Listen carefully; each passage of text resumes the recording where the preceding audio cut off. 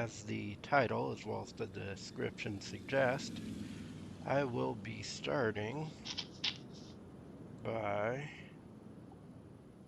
rebuilding a vehicle found in the auction house for resale. And then I'll be going ahead and moving on to the salvaging of parts as usual. And after this, I will then go ahead and move into repairing a vehicle to driving condition from the barn. So essentially doing a very difficult order, but instead of actually taking the order and just following instructions, doing it customized. So yeah, fun stuff. If this sounds like something you would enjoy watching, please feel free to join in. Otherwise, you're always welcome to come back later. If there's some of it that you may not want to watch, you could always come back later and watch it then, certain segments of it, or watch it after it's recorded later on in video form in my live section. But I'm just going to go ahead and get started here by checking out the auction house for that vehicle we spoke of earlier.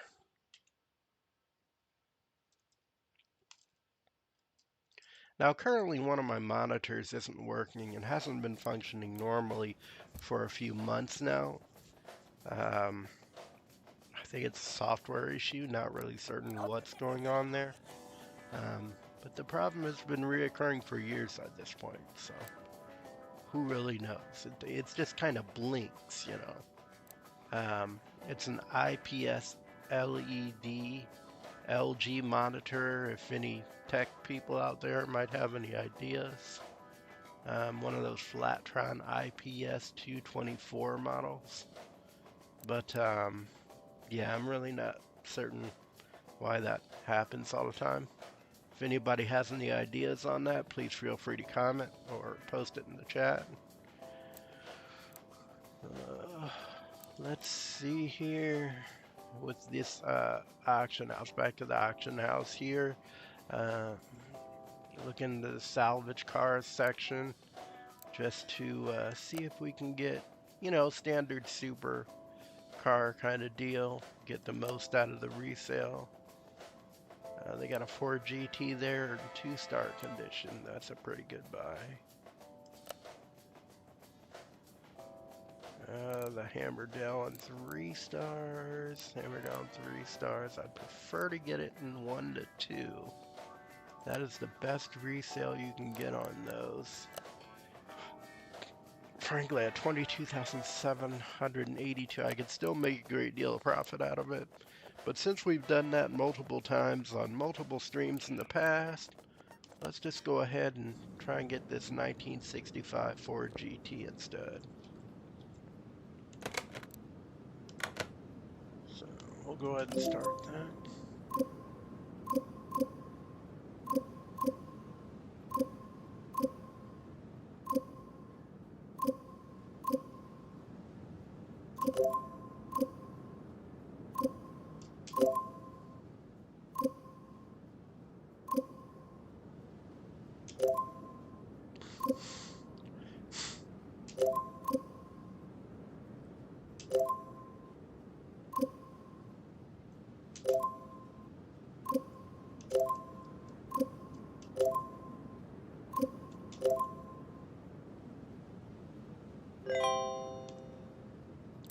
Cool. Oh, looks like we got it at, bid, starting bid, value, got it at 29,871 credits. So we'll move that over to the garage. And honestly, at that price, well, no, if I would have gone for that Hamilton, it'd probably end up at around 40.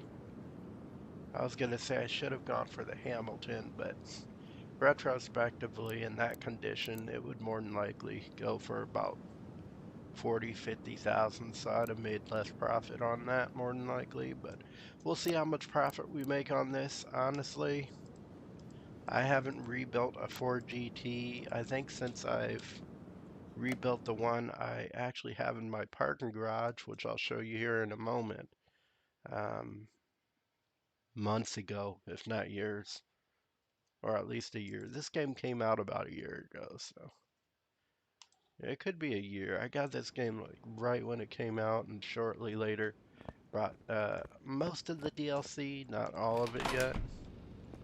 Honestly, some of it's not even worth buying.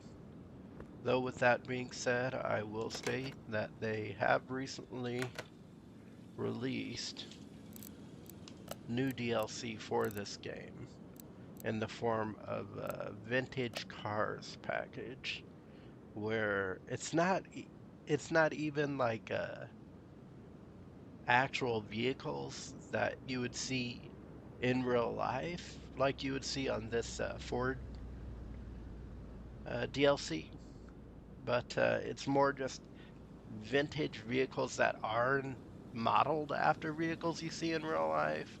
However, not the same name as the vehicles you would see in real life. So, if you ask me, it's kind of a subpar DLC release, and I might skip it.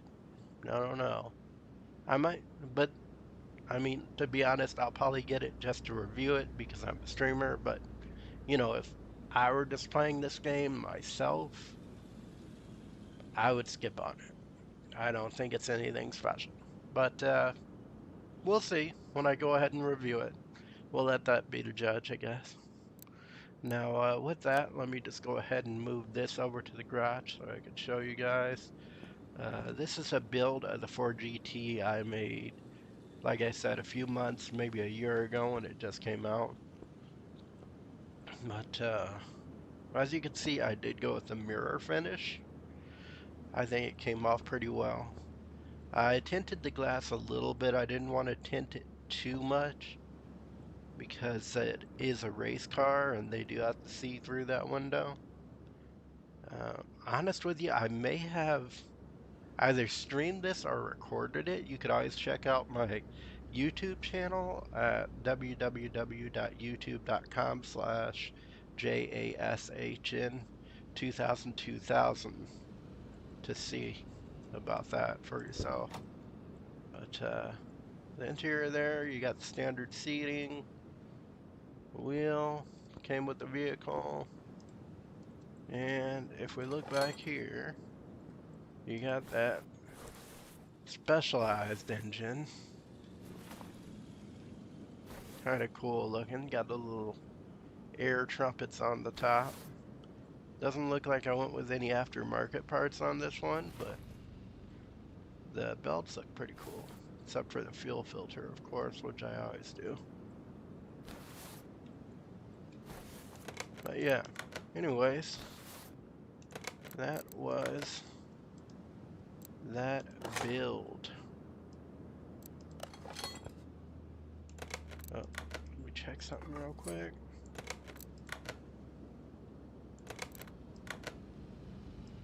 I'll have to remove.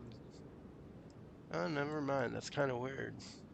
Usually with the Hamilton, you'll notice that you have to put that rear window in before you could put on the rear clamshell of the vehicle. But with this one, it doesn't actually have a rear window there. It just has this one, which seems very unrealistic given the fact that, you have the ventilation back here and you have the air trumpets up here. So it's like you have the air trumpets directly behind you for air. That's why usually you see a radiator in the front of the vehicle, so the vehicle could suck in said air. But in this one, it's kind of designed a little weirdly, I guess. In my opinion, I'm sure the engineers have a pretty good reasoning behind that. But yeah, I didn't get much sleep last night. I went to bed, or kind of earlier. I'd say I laid down around 10 or 9:30. So retrospectively, maybe that not that early, but neighbors being neighbors and terrible. Uh, decided to go out of their way to wake me up at 12 a.m. and then again around 1:30 and again around 3:30 a.m. in the morning. And yeah, I couldn't really go back to sleep after that because I stayed up for about 2 hours uh, to lock the door for my roommate when he left for work. And after that, I woke up every hour after that because they're terrible. But yeah, that's why I go to bed so early because everybody in the neighborhood, maybe I don't know who it is really. If I did, I'd speak to them directly, as I have spoken to one of the neighbors and tried to speak with another one unsuccessfully in the past. Um, but yeah, they like to wake up like really early, like insanely early, and it it disrupts my sleep pattern, which is, as you can tell, pretty detrimental to my ability to focus and create thoughts in a normal manner. But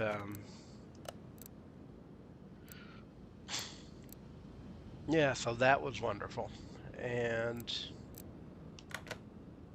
that's why I'm speaking this way and I sound exhausted. It's that, and when I went to the grocery store the other day, I went to the grocery store. I was like, yeah, I'm up in the grocery store. I hate being there. I really do. I don't like being around people. It gets me all anxious and shit sometimes. But yeah, so I was up in the grocery store and at the car wash, yeah, I had to take it to the car wash. But anyways, I was up at the grocery store and I was picking up some coffee because I like to get that canned coffee. And the grocery store I went to this time was like in a really, kind of a nicer area, higher property value, less crime rate, better as far as air pollution goes. Um, it's a really, nicer neighborhood. Not where I live, which is not the worst, but not the best either. But anyways, I went out there to go grocery shopping, but the problem with that one is the canned coffee they have is only about 60 milligrams of caffeine compared to your normal cup of coffee, which is roughly around, what is it? I think it's like normally 200, 230, 50 milligrams. That's black coffee, like good coffee, not the shitty kind that comes out brown. But yeah, so I went up there and got that. And just to pause from that story for a second, I did go ahead and take this vehicle to the car wash, and now I'm just going to start by removing the body parts as usual, and then I'm going to go ahead and put it up on a lift, remove the tires, and then start back to front on removing the mechanical parts. But with that being said, we'll just start removing these body parts. And yeah, so anyways, I did go up there and I purchased a coffee anyway, even though it was only 60 milligrams, because I didn't feel like making another stop. Like, why would I want to go out of my way to be around more people? No, it's not something I like to do. But in fact, I feel frustration when I talk about it even. Really do. But most people suck, but some people, the weird ones, are usually pretty cool. I like weird people. I prefer weird people because they're not like everyone else. But so yeah, I purchased that anyway, and now I only have like 60 milligrams of caffeine running through my blood, and a lack of sleep on top of that. When, would be all right normally if my body were accustomed to only taking in that low volume of caffeinated beverages. However, it is not. It is actually used to taking in roughly like 200 to 230 milligrams, sometimes 300. So it has, minimal effect in general. And especially when I don't get, enough sleep at night, it it's almost no effect after an hour. So that was there. I mean, I did buy like 4 or 5 of them, but as I've stated in previous streams, I am in between jobs right now, so I can't just go out and, have the luxury of purchasing coffee whenever I feel like it. And, I really don't like to do that anyway, because when you do that, then you're increasing the volume of caffeine your body is capable of metabolizing, and therefore it makes it less potent in your bloodstream, which was the idea behind getting the 60 milligram cans. I figured, you can get the body accustomed to taking in less caffeine, but the problem with that is it takes roughly 2 to 4 days, depending on how you regulate it, in order to make that happen. So today would be the first day, and therefore no effect after an hour is in effect, essentially. But it's terrible. It really is.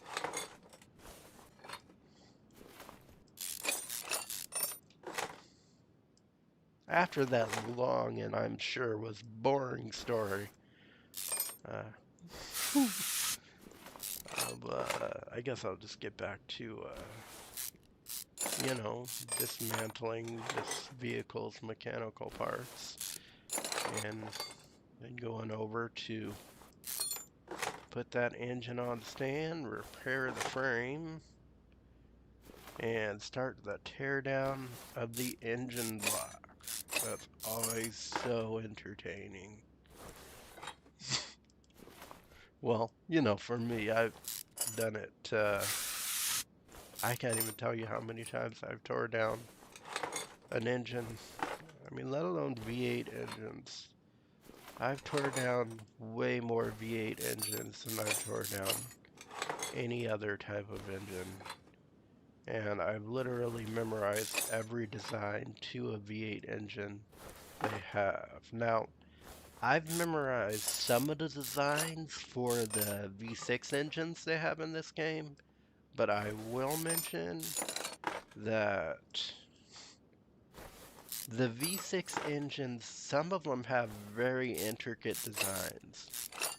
And not only those, but they have a 3-cylinder engine in this game that's designed very intricately as well. And quite honestly, I think even the Germans would be impressed. And that's saying something, because Germans are really good engineers. If you're not aware, they created the first moon rocket, the rocket that literally took us to the moon the first time. And that's the manned mission to the moon I'm referring to. So, Oppenheimer for the win. Oppenheimer. I'm sure is how he'd prefer to say his name.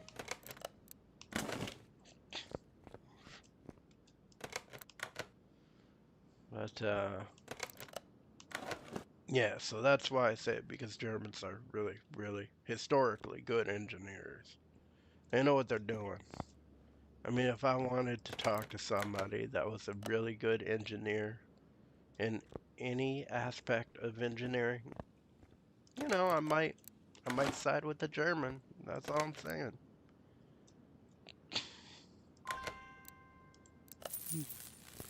All right, so let's get that back up to full specifications. And just to mention here, that's not racism when it's positive.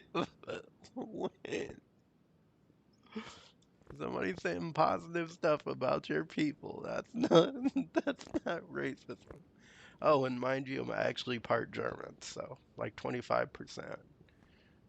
I think it breaks down that way. My mother was half German, so half German, half Irish. So I think that makes me 25%, not totally certain. That's probably why I'm so good at IT material. My grandfather, which I never met, he's on my mother's side, actually did IT work early on with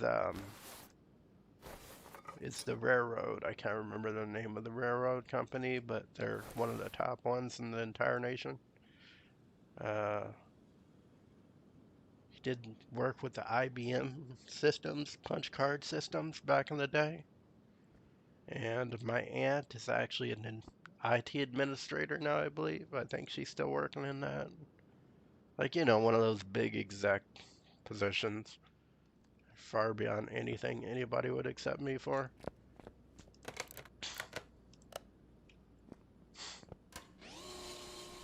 But, yeah, so I don't talk to that side of the family too much. Not because I dislike them, but because I didn't speak to them growing up because of some differences with my mother and her side of the family. It's kind of weird. Has it been 10 minutes? I don't normally like to cuss until 10 minutes. It's not something I like to make a habit of doing.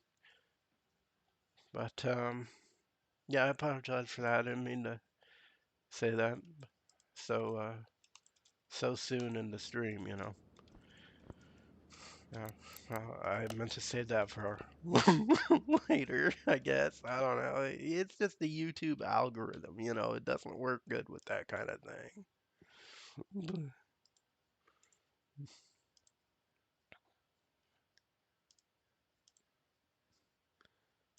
Otherwise, I really don't mind cussing. I don't orient these videos towards children's feeds.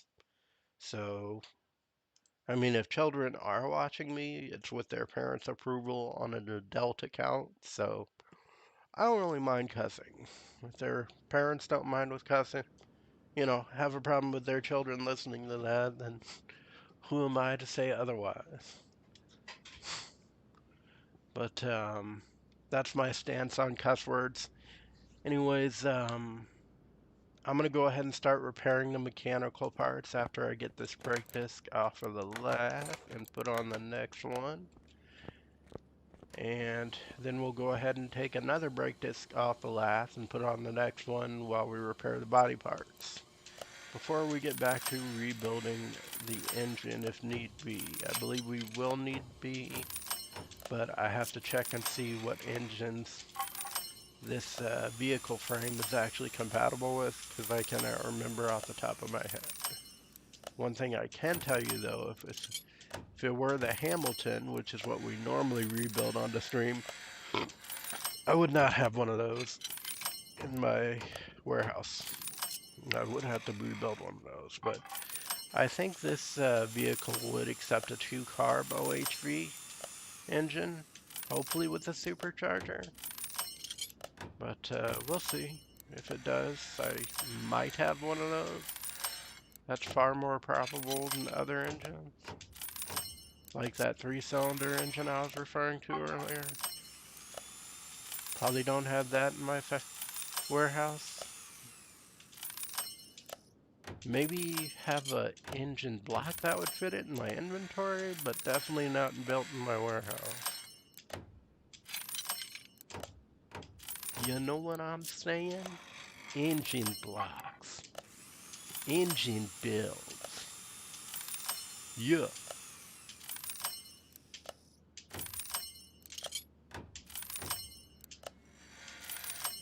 yeah. That makes me think about something that's literally impossible. But about putting a V8 engine in a Cobalt. How funny would that be?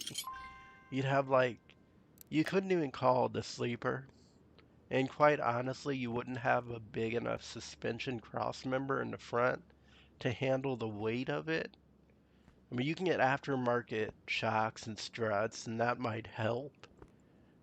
But even still, it would not handle the weight of a V8 engine of any sort, even a small one, to be honest with you. But assuming that you could make that work, you couldn't even fit it in the engine bay. But, assuming that physics didn't exist, that would be wild. I mean, think about if you could do that and then stuff a limited slip differential into the back, because you'd have to make it rear wheel. You'd have to convert it to, I'd personally convert it to a four-wheel drive for the dirt track, because that would be the best use of that kind of vehicle. But, no, I mean, if you had a limited differential in the back and a modern transmission, obviously, so you don't blow that up real quick. And preferably aftermarket camshaft, or not camshaft, but drive shaft. Cams if necessary, but definitely the drive shaft.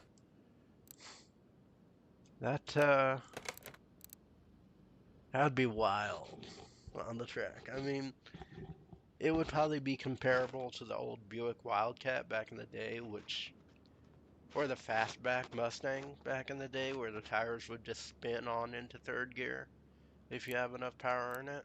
But it'd be fun. It'd be real fun if you had a change of tires every week. Oh, that would be cool.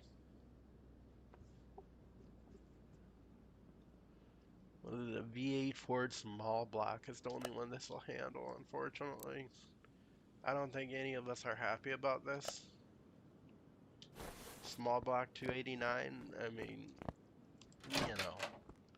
But it's going to draw at least 500 horsepower at least. I'm thinking I might be able to get 650, 700 out of it on the low end, but we'll see. I do have to check to make sure I don't have it. I do have a V8 Ford Cobra, but that's not going to fit it, unfortunately.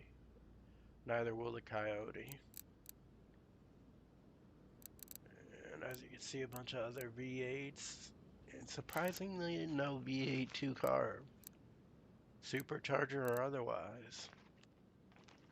Got that specialized 16 dual overhead cam BU2 turbo I love so much. I put that in anything that'll accept it. Or the V12 dual overhead cam ARZ, which only works with one vehicle I can think of, but it's a really cool engine. But anyways, matter of fact, let's go ahead and check something out real quick.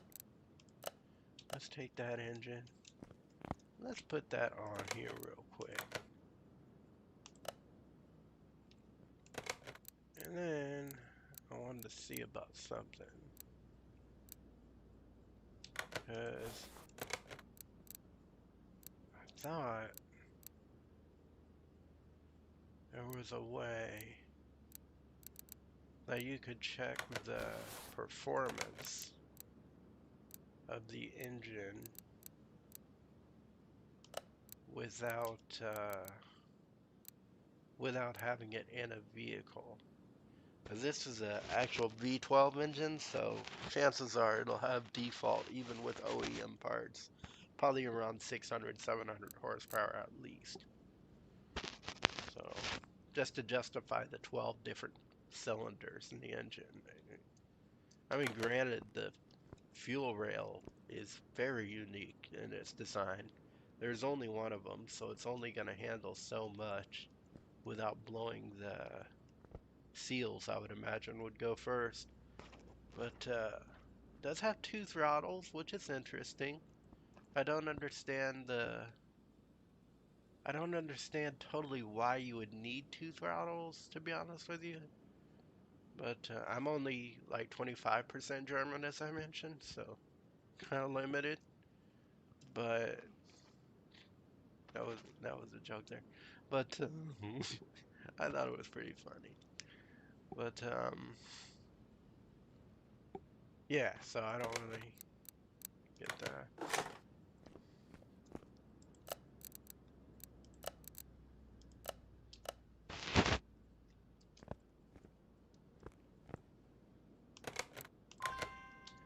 Alright, so let's go ahead and put that engine block back in here.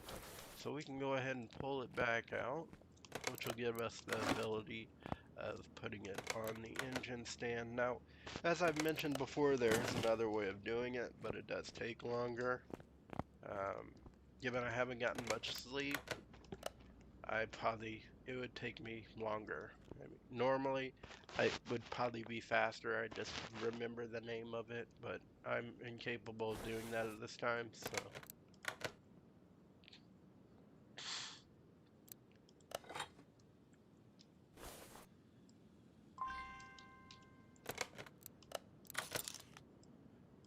We'll get that aftermarket fuel filter. Anything else I have OEM, I'm just going to go ahead and... no, I can't do it. I wanted to. I wanted to just put OEM parts on it, but I'm really curious to see how much horsepower we can get out of this build, so I can't do it. And why not put an aftermarket steering pump in there as well? Camshaft, I already have an aftermarket version of that. That's kind of cool. Have the oil filter, that comes in handy. We'll need to buy the clutch assembly. And the pistons.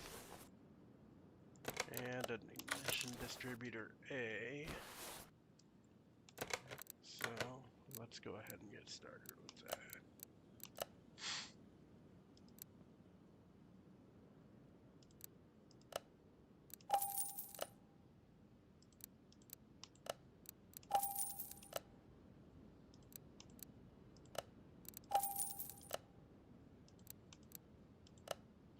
Let's go with 8, you know?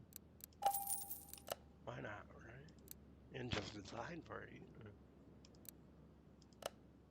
Kind of a joke there.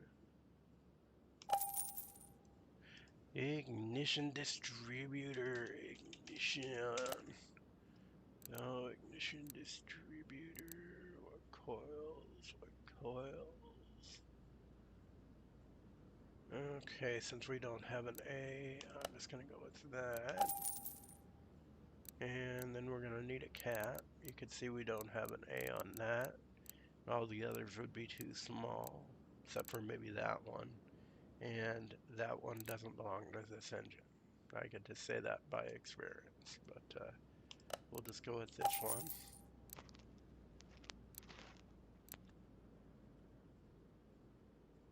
And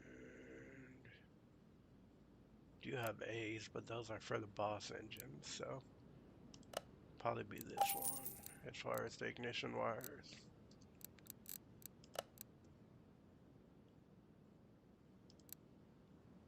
And let's go back over here and we'll just get a few of those arms. They will come in handy on different Ford blocks in the future.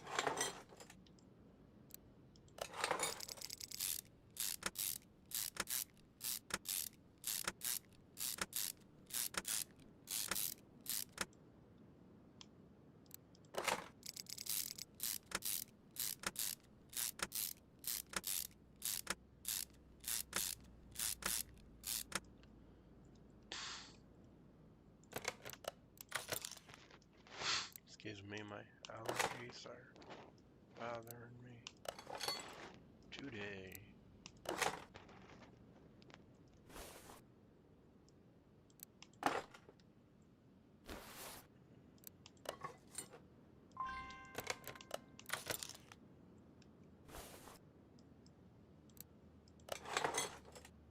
That's funny. Only had one push rod in my inventory. I was able to repair the timing cover now, apparently. That's nice.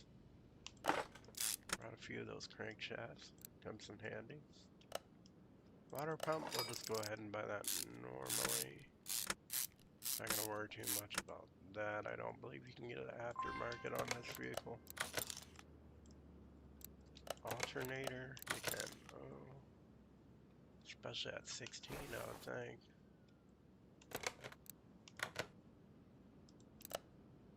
Oh, intake, push rods. Let's get about 16 of those. And water pump pulley. We'll get a few of those for future Ford builds. Exhaust will all be aftermarket parts.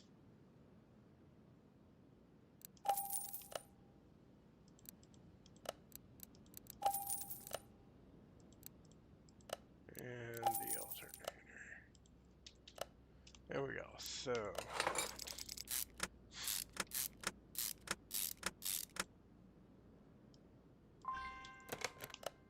gonna need to get some of these, about 4 of them.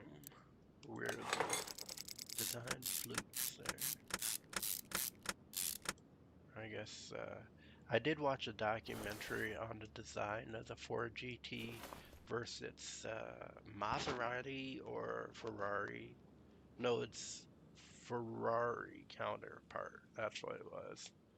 And they were just stating the reasoning behind choosing the flutes was the more efficient design given the design of the engines. I believe it was the design of the manifold specifically.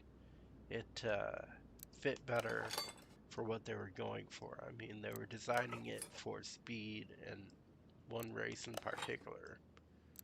So that's what they went through. I mean, not the best in fuel efficiency, but as far as racing goes, in the 60s, it was the best, as far as Ford was concerned.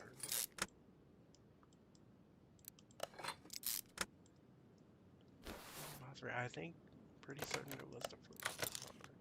It's been a while since I've seen anything in regards to that time frame. You know, if I lived through it, it'd be different, but I wasn't alive yet. They didn't design me until later.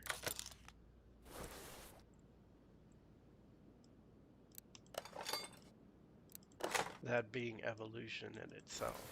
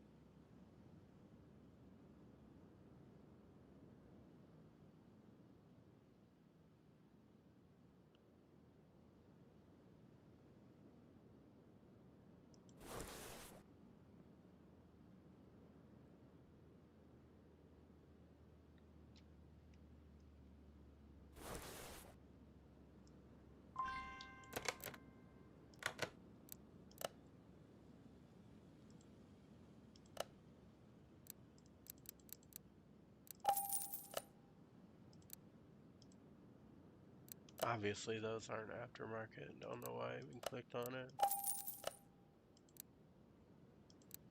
That reminds me of a song, actually. I'm gonna keep that one in my head, though.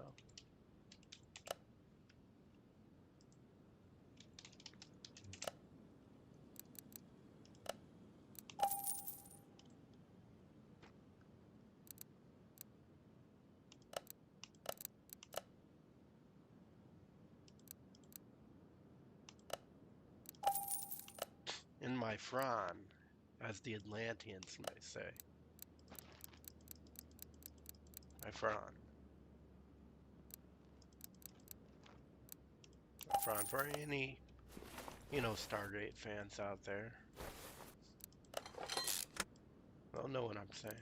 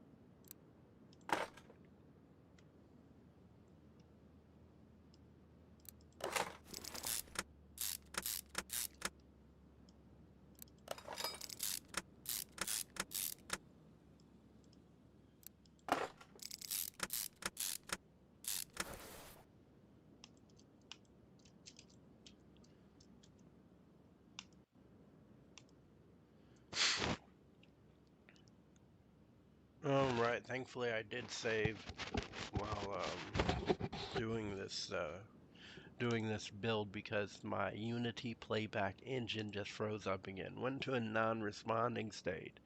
Um, we've seen this before, but usually it happens closer to the end of a stream, not in the first hour. But this is kind of irritating.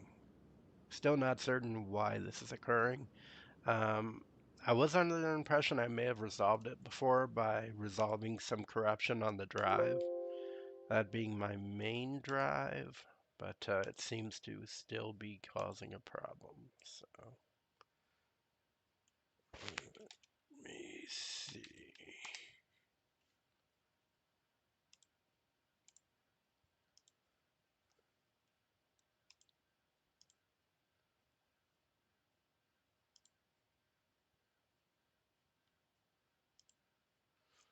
So yeah, stream will be back in just one moment here.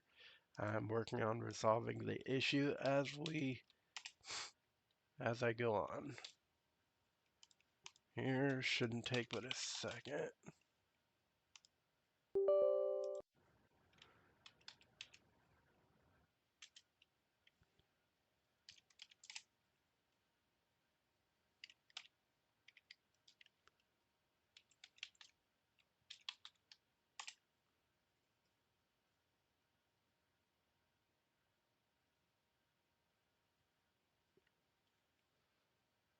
All right, just wanted to start up a process here in order to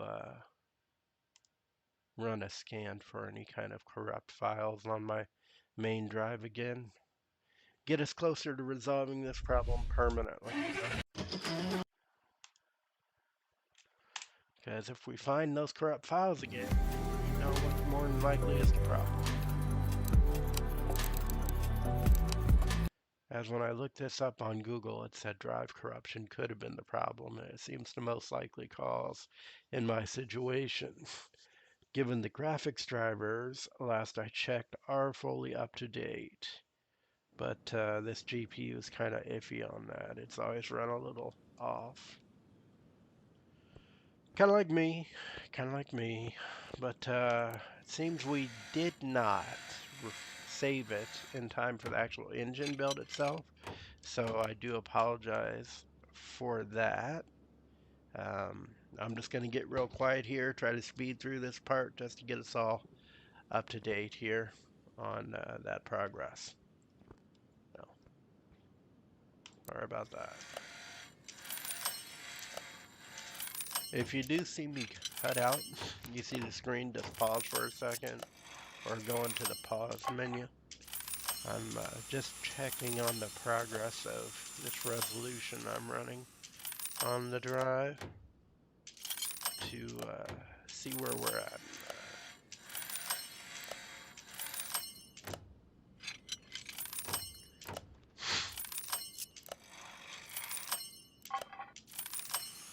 Sometimes I think back on when I worked with certain companies in the IT department in the past, and I think of how many of their problems were probably due to somebody hacking into their system. But they just created a glorified team of firefighters to put out those problems caused just so they could happen at another time. But, obviously I couldn't prove that I wasn't involved in the actual packet monitoring team, which from what I understand was full of idiots until about a year of me working there, when they actually hired a guy that was really good at it because, well, I won't say why he was really good at it.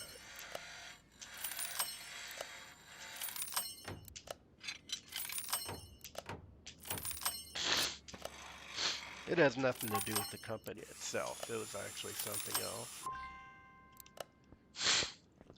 He's kind of into that stuff back in the day.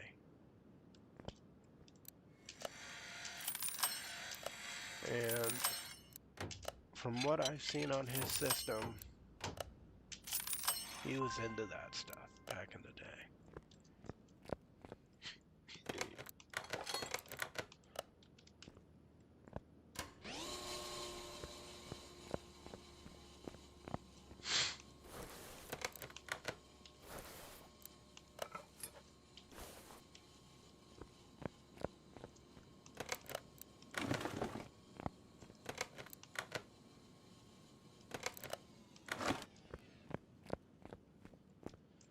Alright, so we got that engine block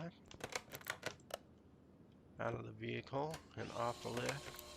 I'm going to go ahead and add it here now that we've gotten that and the mechanical as well as the body parts repaired.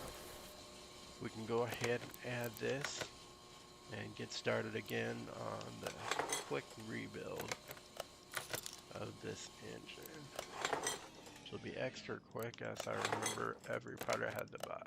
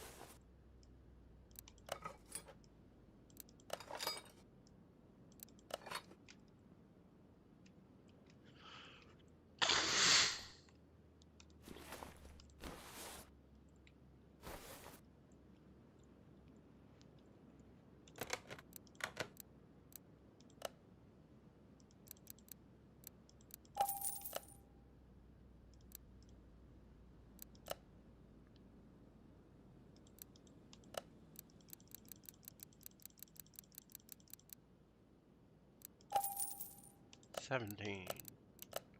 Good enough number, right?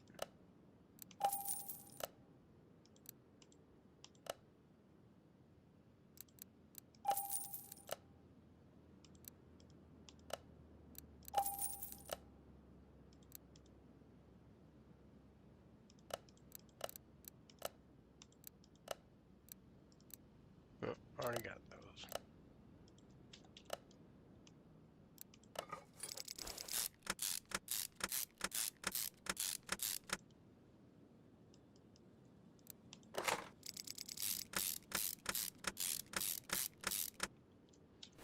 There we go. Let's go ahead and save it real quick. Grab that, put that back on, and get back to the root.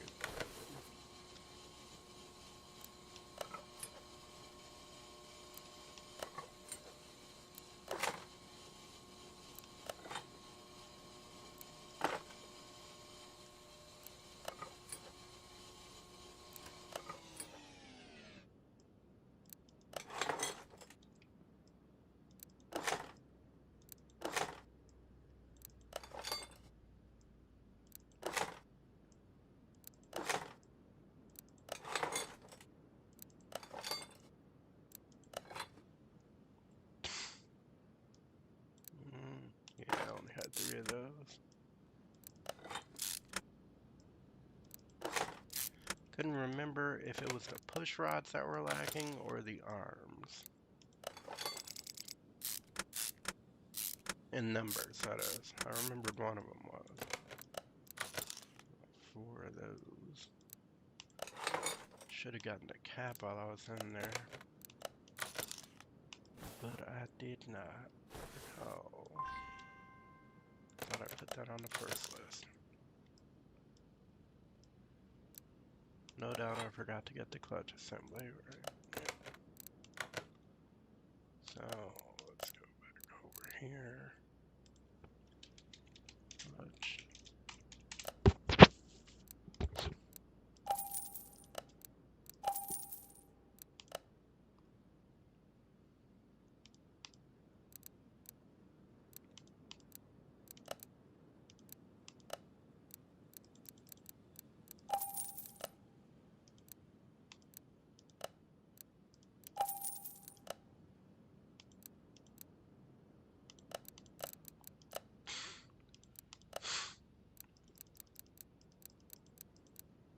Oh, Calvin.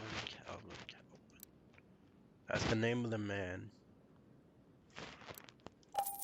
that could hack like no other that I've ever known the path of it. First names only. First names only.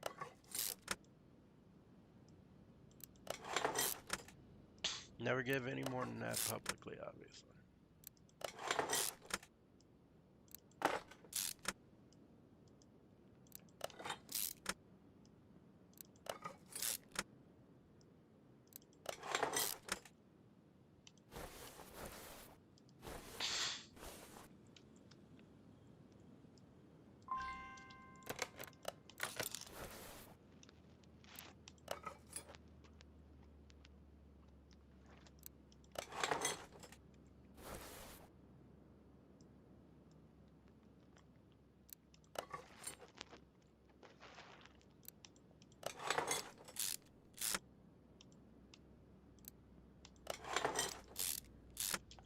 Yeah, I can't do it. Can't bring myself to go with an OEM alternator. I'm gonna need to get another one of those. Have one of those.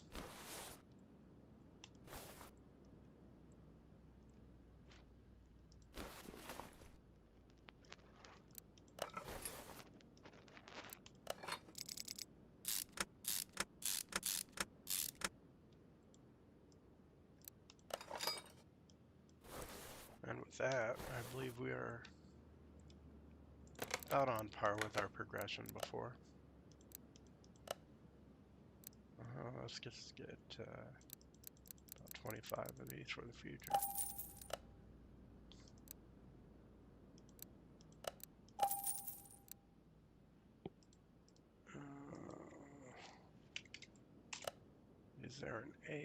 existence is the question. Yep. No, I'll need that too.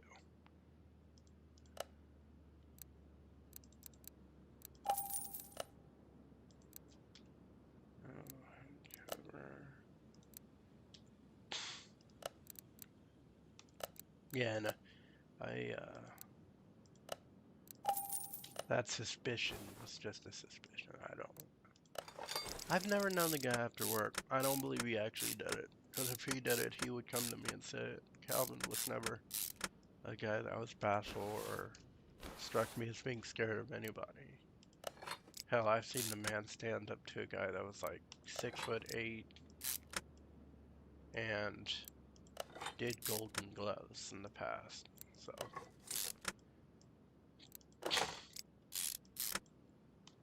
needless to say, I don't think he knew at the time that the guy did golden gloves.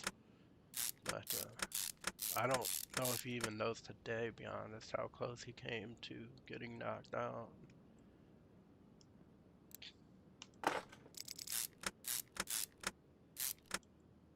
By an old man, nonetheless.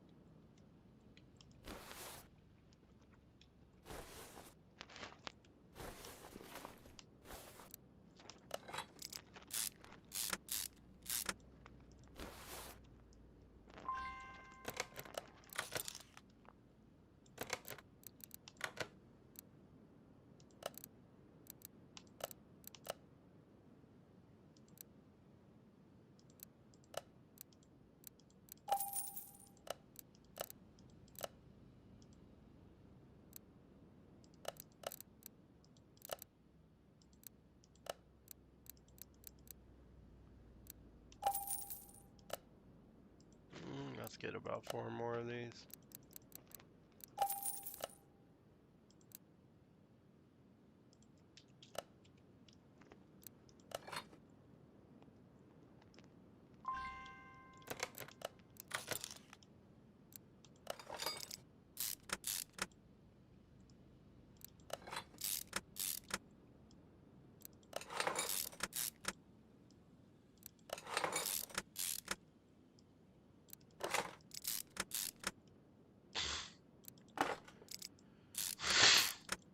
Anyways, it had nothing to do with our situation, obviously. That was a different dispute that happened in the workplace that I shall never tell any of you. Or anyone, actually. Unless it actually came up, which there would never be a reason that anybody needs to know about it. So. Or anybody else's information that I've ever known my entire life.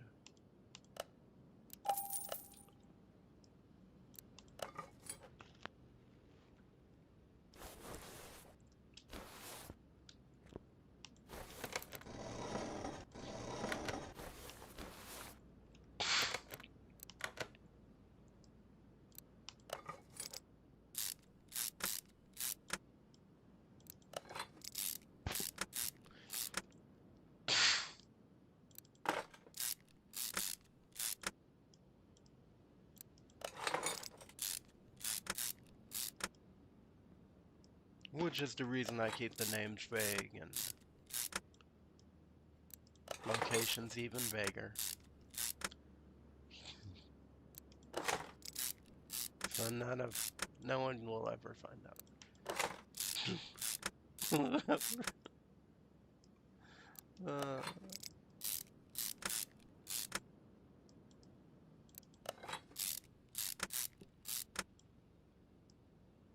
I really dislike people, especially these days. Not you guys, I mean, a lot of you guys who actually watch my channel or watch any YouTube feeds are not common breed, so I generally get along better with you. But I'm referring to the normies, as they say.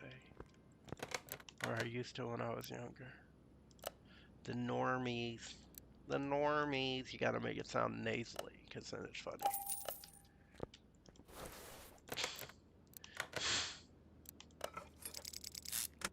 I feel it in your nostrils.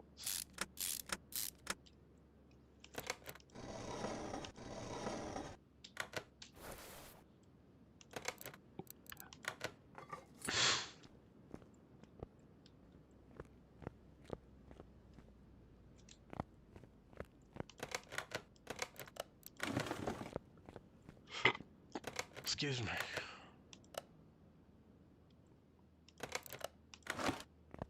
Alright, so we got that engine black in. I'm gonna go ahead and put that vehicle up on a lift and try and figure out why I feel like I forgot something.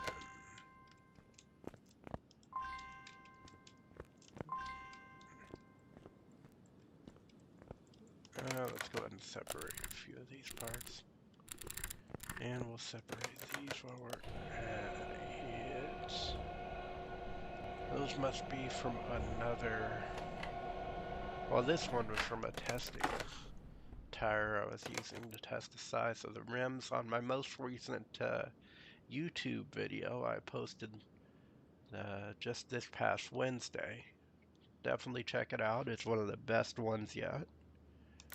And these tires, let me see what they were. Yeah, I'm not totally certain where these came from. Clearly from another build.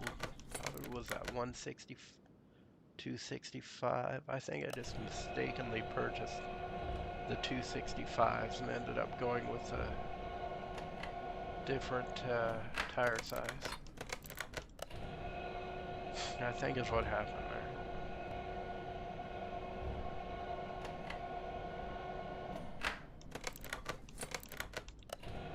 I was probably working on one of my Pimp That Ride series builds, which is another thing you could check out on my YouTube videos there.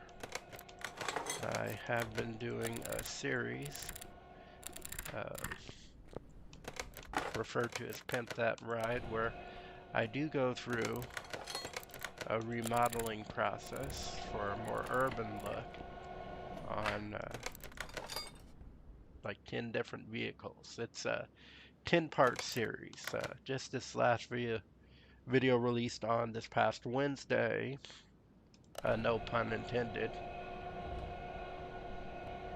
That was the 4th video in the series, I believe. So another good reason to check it out. Though, if you ask me, episode 3, that was one of the best looking finishes I've seen yet. Hopefully not in general for the series. That's to come up for all of us.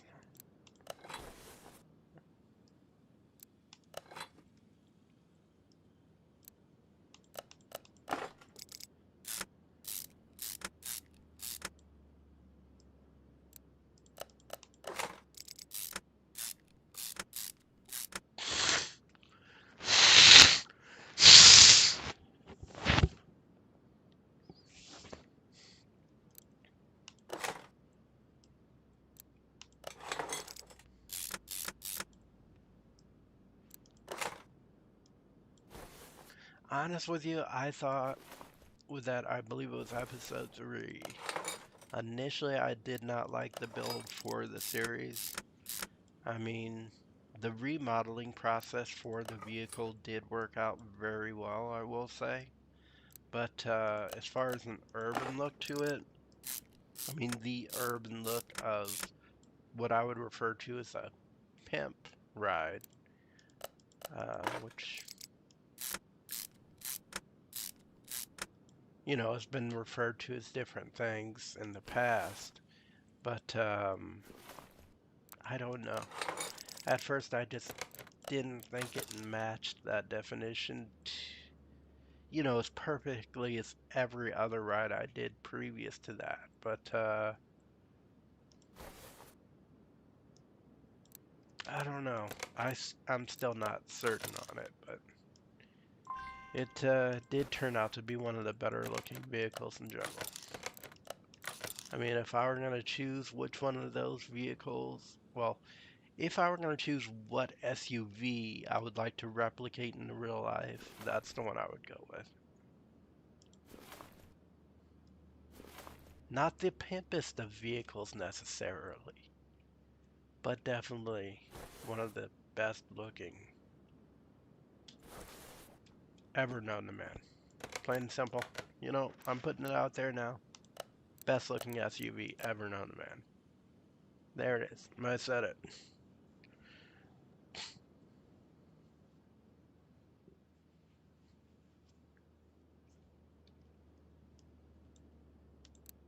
Oh, brake disc. I'm just gonna get the best ones out there, you know, because why not? 4. And obviously that is a part that we would already have as far as the oil pan goes. We'll get that gearbox aftermarket as well. And get the fuel tank B and fuel tank C, as those are not aftermarket. Aftermarket. I didn't mean to say that with my nasal cavity. I did mean to say it in a rich English accent, though. Except for that last way, it's like rich English. You know, got real American for a second there. Or should I say, lack of culture, historical reference for a second there. Lack of culture, probably coming from our very short history.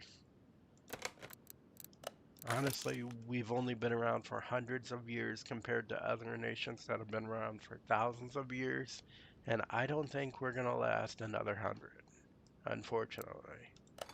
The nation's infrastructure is already crumbling, and we were in debt back in Lincoln's day. So,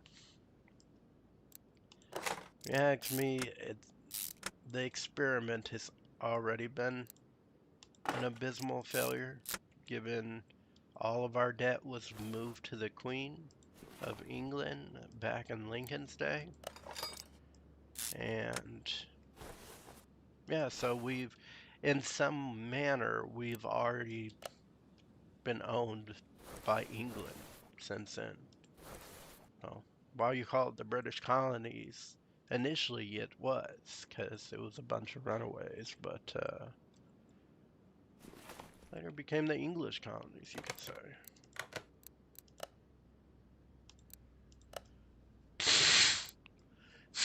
And that is why you'll find a certain English symbolism on the American dollar bill to illustrate that fact.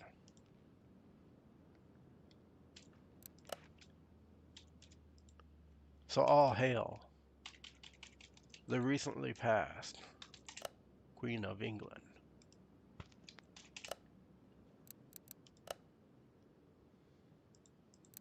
She did live till like 90 something.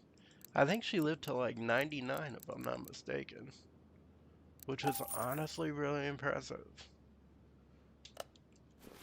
I don't know much about her, but yeah, I really don't know much of anything about her. I never cared to. Like, she's an old politician who's really good at what she did till the day she passed. So, respect for that. May not agree with everything she did, or the type of governmental structure they chose, but historically it's one of the longest lasting governmental structures in human existence, period. I mean, not the longest lasting, as I've previously mentioned in another stream.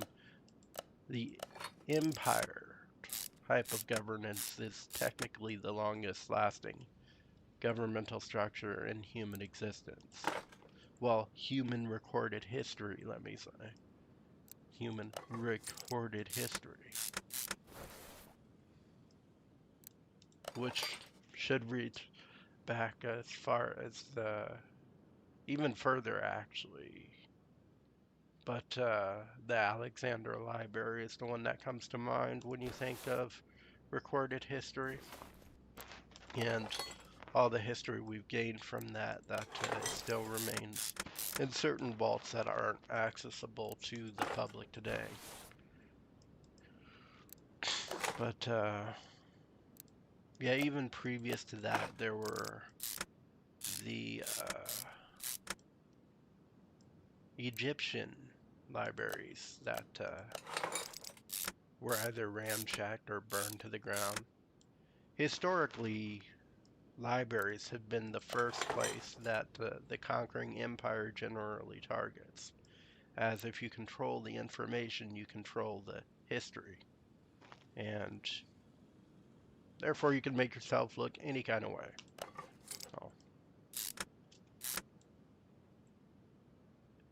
Oh, that is within the thought pattern of a conqueror. Really makes you question things, doesn't it?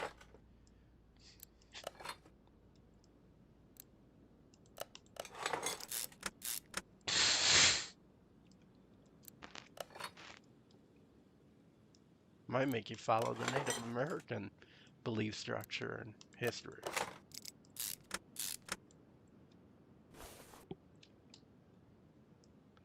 I mean, when we asked the Native American when certain monuments that we've discovered had been built, they've, on certain instances, they stated it was there prior to their settlement.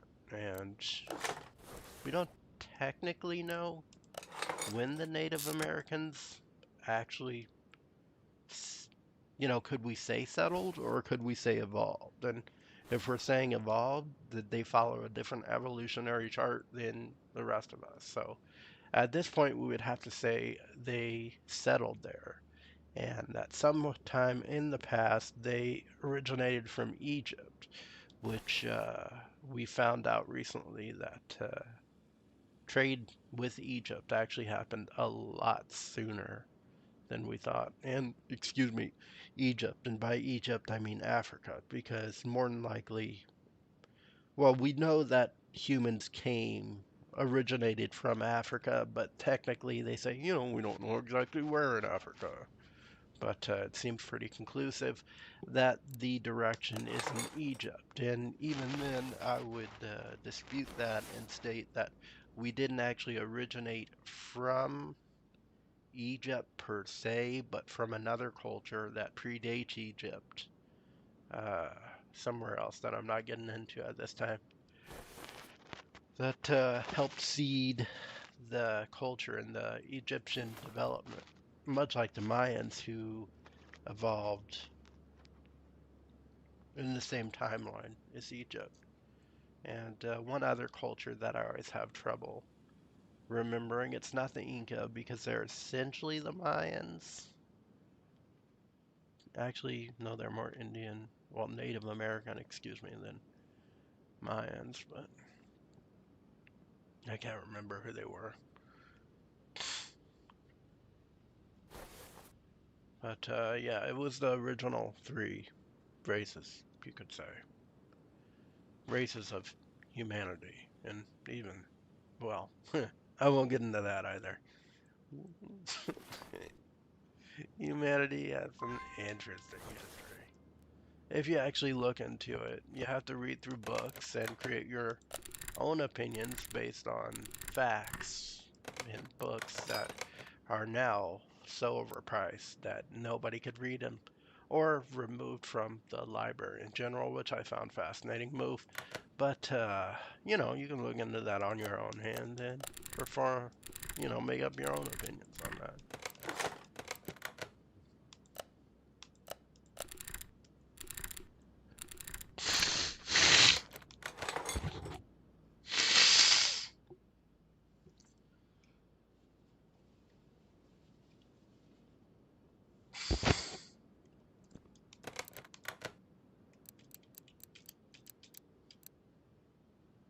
For those of you in the know, previously, and this is actually, I think it coincides with the time I was reading a line.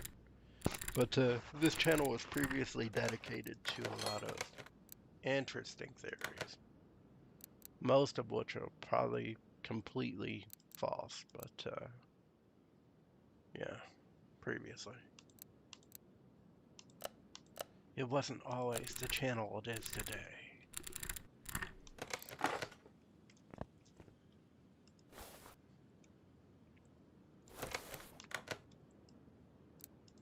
And at times, I've thought about recreating it with my own, I guess my own ideas.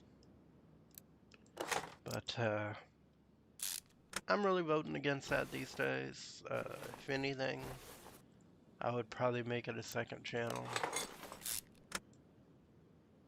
But in order for that to ever happen, I have to start making money from this channel, which has still not happened. So if that does happen in the future, and I end up making enough money to exclusively do this for a living, I might actually make that channel. I think it'd be fun.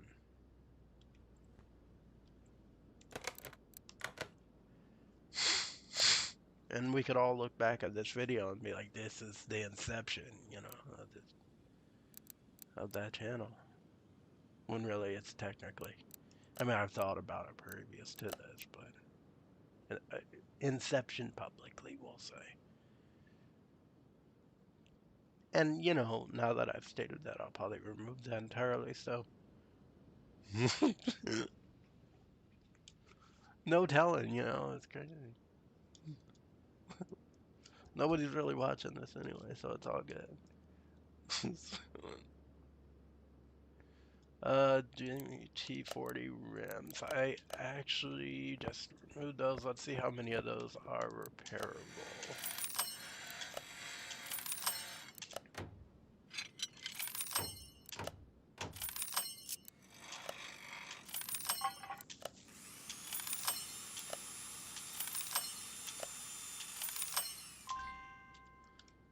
GT40 repaired rims. I did get about 4 of those, right?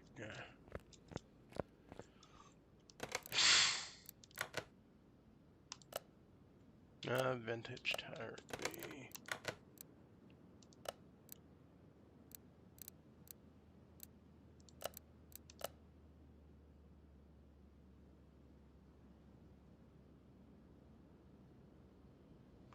Uh, 1560 315.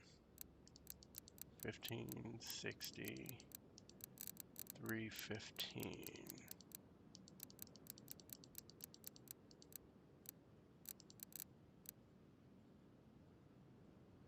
Okay, so that's 315, and these will be the small ones at 1560 265.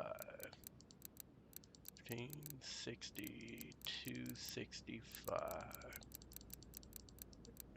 There we go. We'll get 2 of those. And we shouldn't need the rims at all, as we already have 4 of those. 265. Good. Let me check on something. Got the rears and the fronts. And we got that fuel pump, which I will now remove, as I would prefer to put an aftermarket pump in to that position instead, making more horsepower and therefore selling better on retail or resale, sorry. Retail, if only. One thing I would love to see in the next rendition of this video game, which hopefully I'll be able to stream as well, would be the auction house being opened up to online consumerism as well. So people online could actually build their own vehicles and then post them on the auction house for resale. You know, I think it would be pretty cool to actually purchase a vehicle built by, like, let's say another famous YouTuber or just somebody that's really good at it and, you know, understands mechanically better than I, you know, even me myself would be pretty cool, because then you could actually say this vehicle was purchased by, well, this vehicle was built by such and such, you know. It actually has a history to it. So, that'd be pretty cool. Yeah, I kind of like that kind of stuff. Different people's ideas and different people's designs and work in general. I mean, personally, I've actually posted um, some music from another YouTuber on my page in the past. One of my recorded videos in the past. This was prior to the Pimp That Ride series. Um, she was one of the first musicians I've actually put in my videos. I mean, one of the first. I think it was the third video of music I've actually included with it that represented actual artists. And I'll try and remember to go ahead and post her name in the description of this video after the recording so you guys could see it if you're interested. Check it out. I definitely recommend it. She has very good, very well composed music on her page. It's impressive. I would post more of it in this YouTube channel if it fit the energy of the channel. It's really not, you know, it's not well fit for the energy of this channel. Otherwise, I would definitely post more of her work. Big fan. Spoken to her in the past. She seems like a really good person.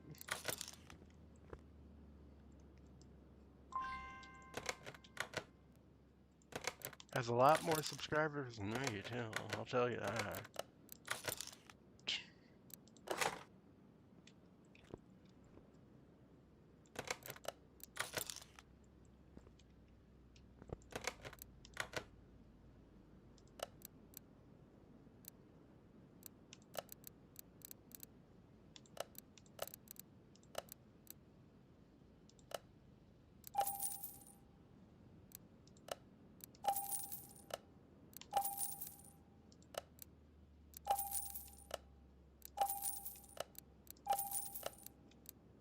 Did I get the clamshell? I'm having trouble recalling.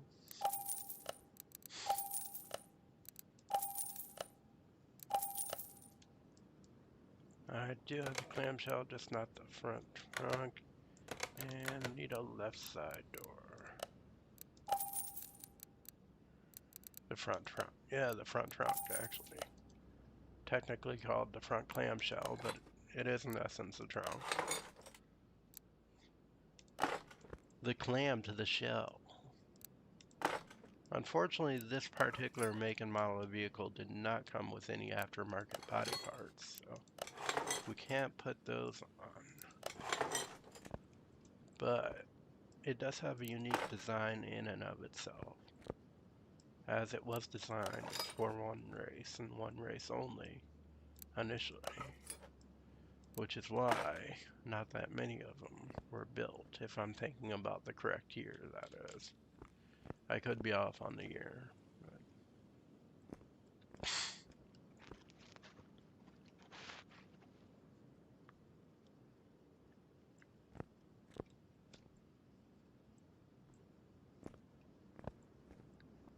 Let me see.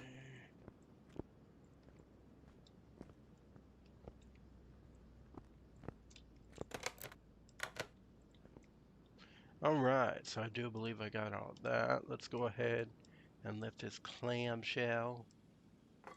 Makes me think of, something I won't mention for this video. I'll let you guess down that one there.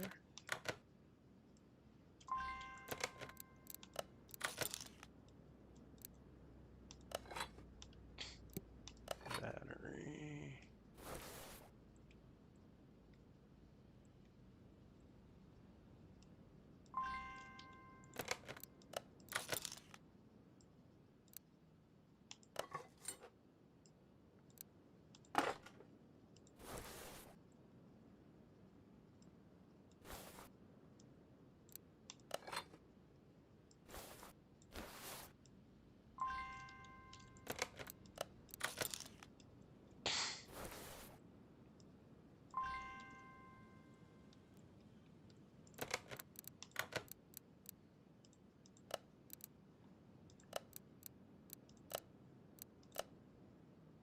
Oh, fuel pump we've already gotten. Left door.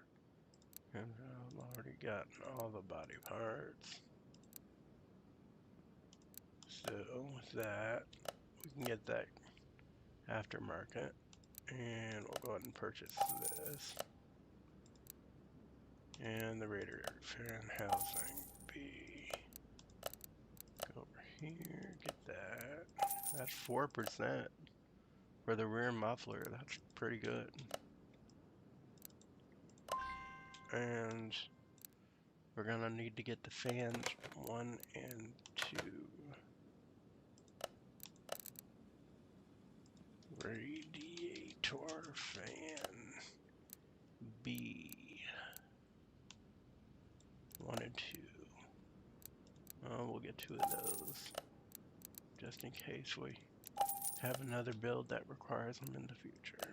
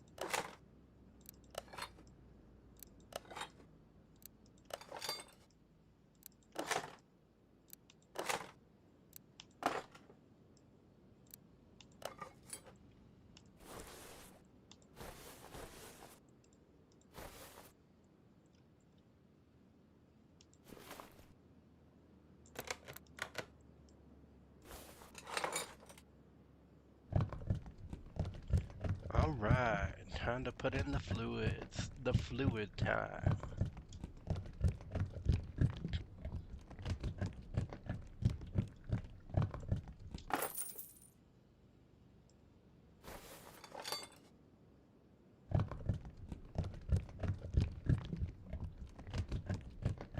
One of my favorite times is it's the time that indicates we are getting near to the end of a build.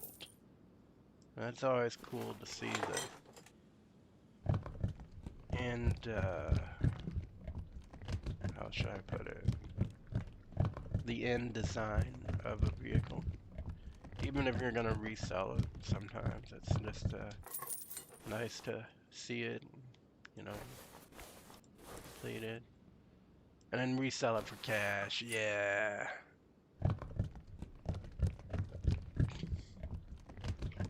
See how much credits you can get from it, you know, that's kind of cool.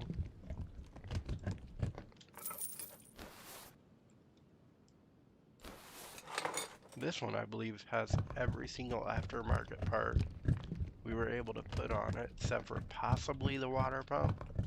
And we'll check that here when I get back from a quick bathroom break.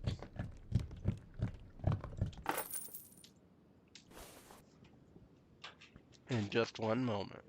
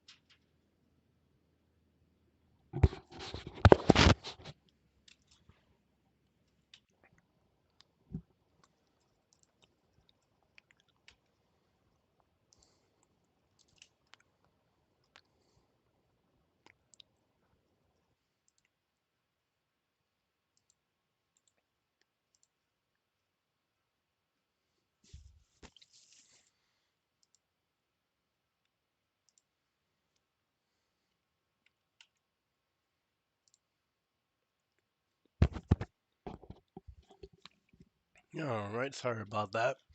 The weight would have been a lot less had I not had audio issues. It seems my headset decided not to unmute itself, so that was a problem that had to be resolved. But we did get it resolved in a timely manner, so it didn't interrupt our stream at all, which is good.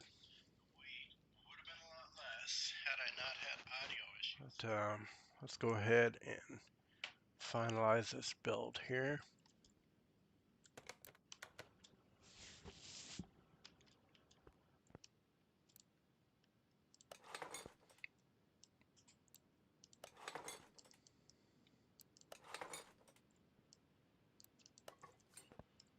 Am I not putting those on already? I'm pretty certain I'm putting those left and right mirrors on already, which is why I started on the fluids for the vehicle. I mean, maybe I removed. No, I think I removed. Yeah, I removed the front hood, so I had to put those on. Never mind, that's my bad.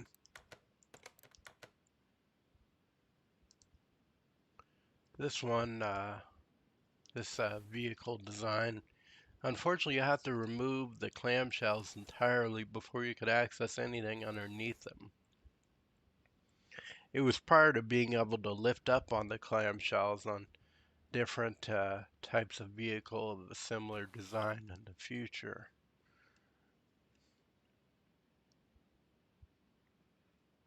Let me see here. Just making sure everything's all right. And before we go further, let's go ahead and move it out to the front entrance. And open up the door here. We'll start by removing the interior parts. And we want to get those added to the list to go ahead and repurchase those.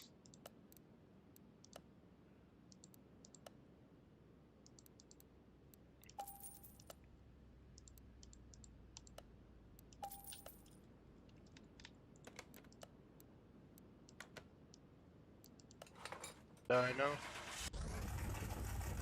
Oh, beautiful. Started right up. Listen to that. Yeah. Sounds like a grumbler. But, let's go ahead and shut that off. And we'll go ahead and remove it to the car wash before we get it repainted here. At the car wash, yeah. We'll go ahead and vacuum it as well.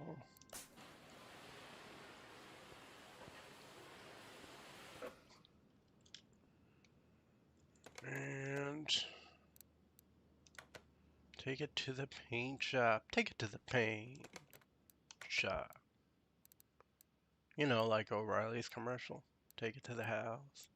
Which I was surprised to find out is not only in the Midwest.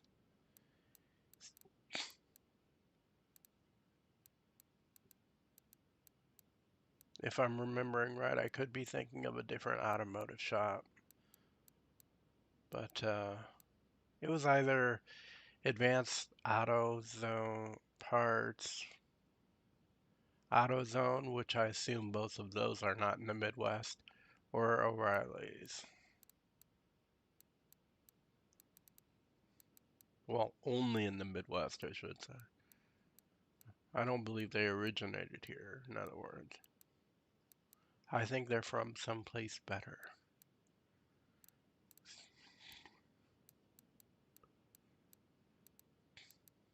If I were to be honest.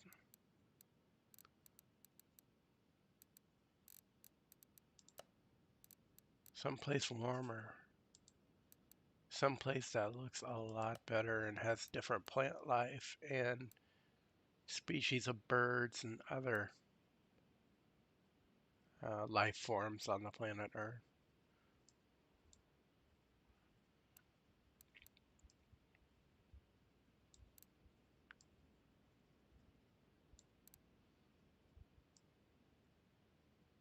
There we go.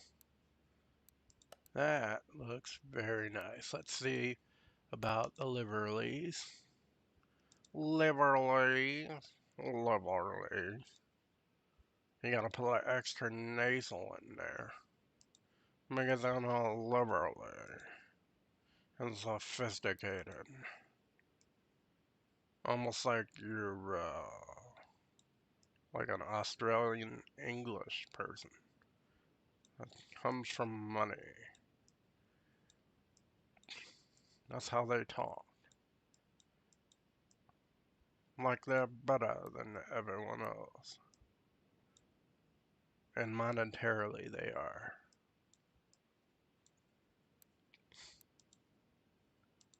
For being honest, monetarily they are.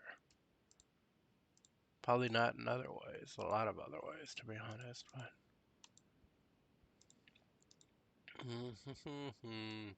I like the custom better. And we will go ahead and paint that.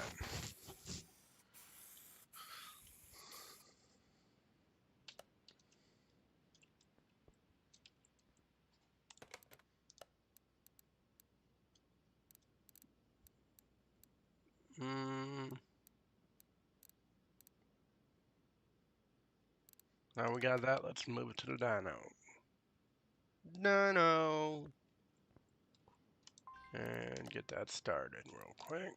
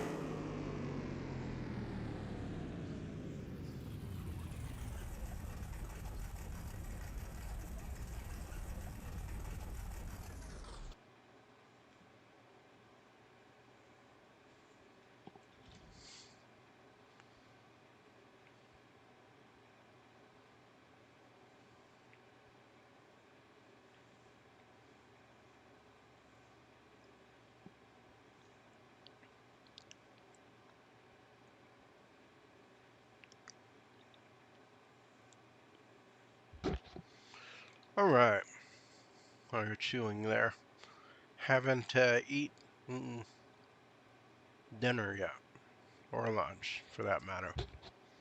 So, kind of eating it right now, but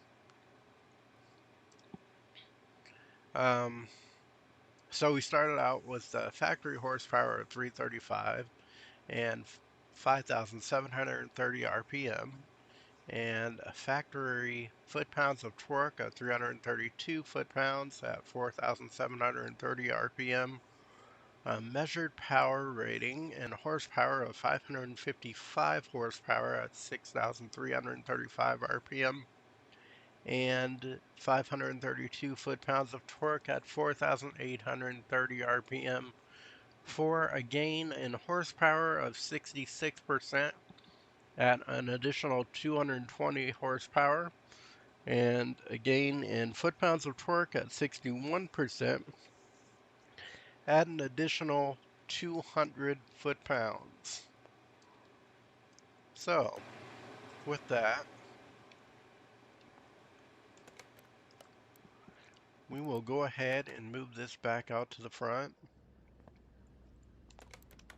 And check this out. We have 100% body condition, 100% frame condition, 100% parts condition, and 100% interior condition. So that looks great. And as for the parts value, that is 41,210 credits. Body value of 32,765 credits. Performance parts value of 57,362 credits. Condition bonus of 40,901 credits. We purchased the vehicle for 29,871 credits. We're going to sell it for 172,238 credits. for a profit of 142,367 credits. So not quite as much as the Hampton or Hampton, however you say that, which would have been about roughly 342,000 credits, but it's not bad. Well, we'll go ahead and sell that.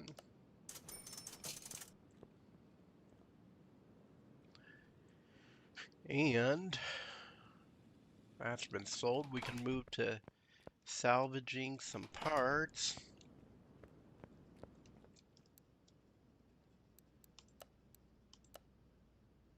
I got about 13 pages, so not too bad. 1, 2, 3, 4, 5. So for those of you who don't know, kind of created a entertaining game that I like to play while salvaging parts, so it's not too repetitive and boring for you guys, where essentially I will count how many parts in a row I am able to successfully salvage with a bonus, whether that be a big bonus or just a normal bonus. Um, well, if you look on the side there, successful scrapping for a normal part would be 1. If you get the bonus, it's 2, and that's green, as opposed to the yellow for the normal successful scrapping. And the blue successful scrapping, which will be the big bonus of 3. So, if I get a bonus on them, I like to count that as one of the bonuses I've gotten in a row. And I create records for myself to see how far I can get within the scrapping process. So if you hear me counting, that's what I'm doing. And I will say, depending on the part, you do get a different bonus. So like if you notice there on that shock absorber, it gave me a big bonus of 4 instead of the normal 3.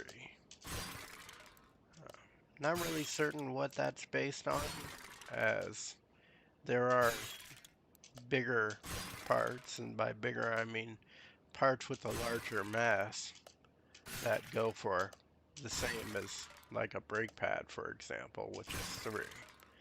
And parts with a less mass, such as a windshield, that go for more, which is 5. So, not really certain what it's based on, because they're more sought after, maybe. You would have to assume in a consumerist environment that they would be more sought after, but then you think, how many people have had more mechanical issues historically than people that have had more body issues historically, like been in an accident or just wanting to upgrade a body part? And frankly, I think we would come back with more people who needed to replace a mechanical part than needed to replace a body part, which then gets us to the price in which it costs to manufacture those mechanical parts, which is probably where the price arises on the value of the parts is when you purchase those particular items. Um, Probably why it costs more in bonuses to salvage a body part as opposed to a mechanical part. So I think we found the solution to our puzzle. That was probably only created from a lack of sleep. So Let's go ahead and move to the barn now, see what kind of vehicles we can get that we can go ahead and work on getting running, and then go ahead and see how much we could sell them for.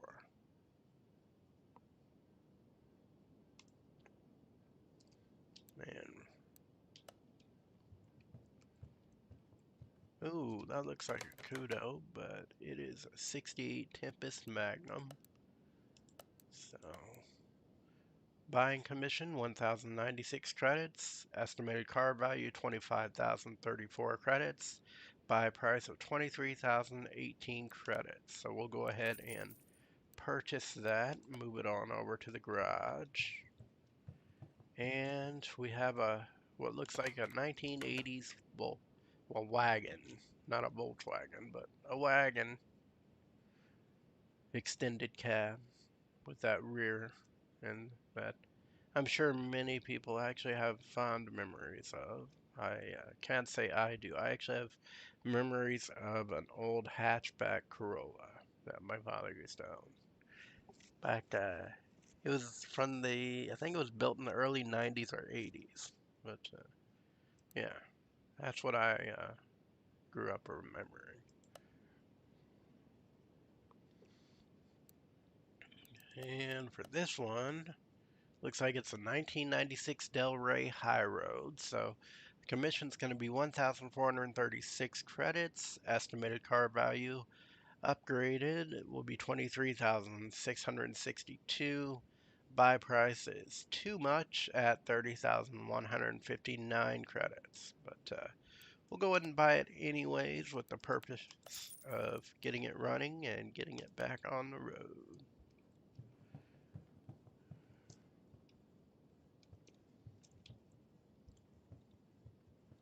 Much like you might see in No Nonsense Know How.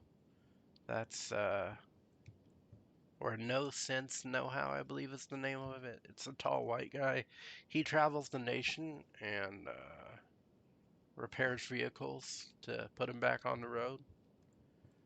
He's a pretty cool dude. The guy actually built his own garage in like kind of a barn warehouse area that he has in his house. It's pretty built up now. He has a lot of parts in it, and he's good at what he does. I definitely get a sense from him, though, that he's not the kind of person that you want to mess with. Probably part of him that, probably the reason I kind of like his channel, actually. So the buying commission of 5% is 3,773 credits.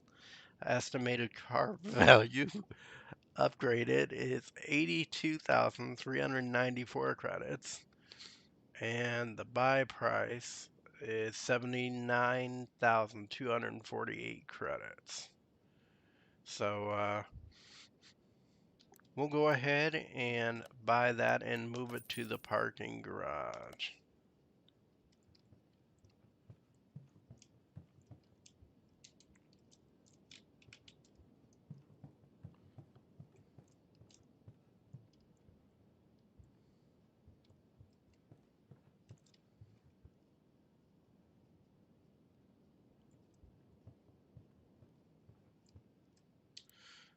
All right, so let's go ahead and get back to the garage here. I'm just going to take another bite real quick.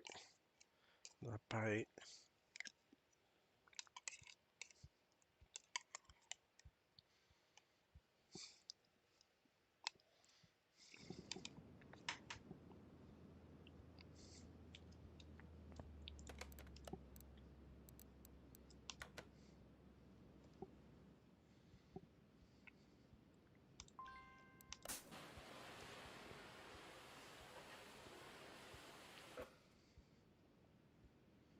Got the car wash in.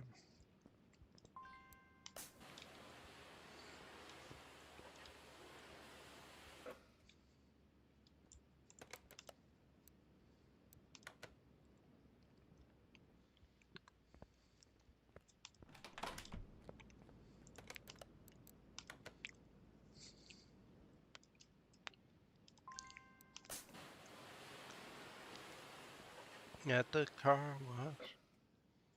At the car wash. Alright, so as you can see, I'm just getting both of these vehicles washed up before we start work on them. This body and interior looks like it is really good. I did mistakenly, however, move that to the wrong left. So I'll just move this over to B. And interior, geez, that does look really good. What condition? So the body's at 79%, the frame's at 63, the parts are at 32, the interior is at 83, so that is pretty good. And with it being so good, it makes me question if this one might actually run off the line. Alright, it will not. It has no oil, so let's go ahead and check that out. Probably missing, nope, not missing an oil pan. It is missing a few parts in the engine though. So I'm just going to start by taking off these ignition coils. Which, as you can see, we've already found two bad ones. And probably just replacing all of these spark plugs. Be a good idea. Shouldn't need to replace all the ignition coils. Technically not all the spark plugs either, but I like to replace the spark plugs out of longevity, I guess.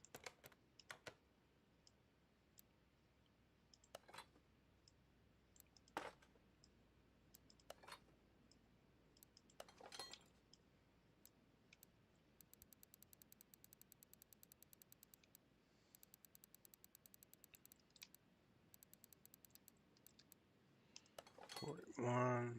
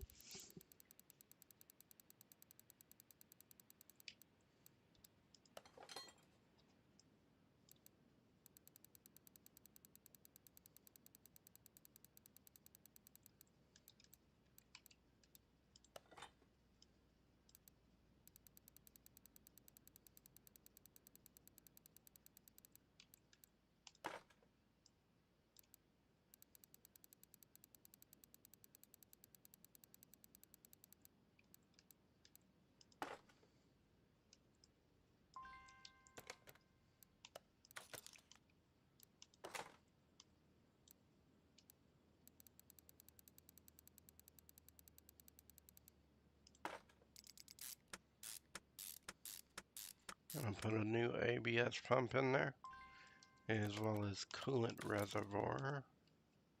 Gonna need a new cover as well, and apparently a new fan housing and fans with a new brake servo and new fuse cover.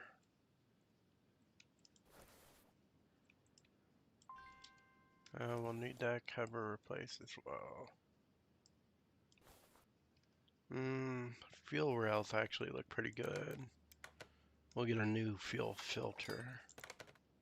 That's definitely seen better days.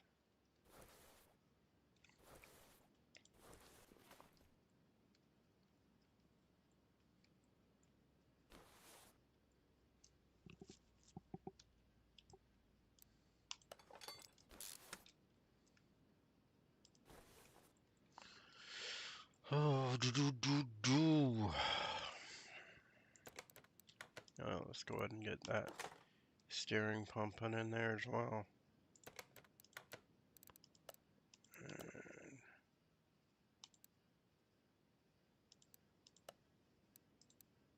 2 of those. Coolant reservoir. Radiator fan housing. And the fuse box cover. There we go. So let's get those added here.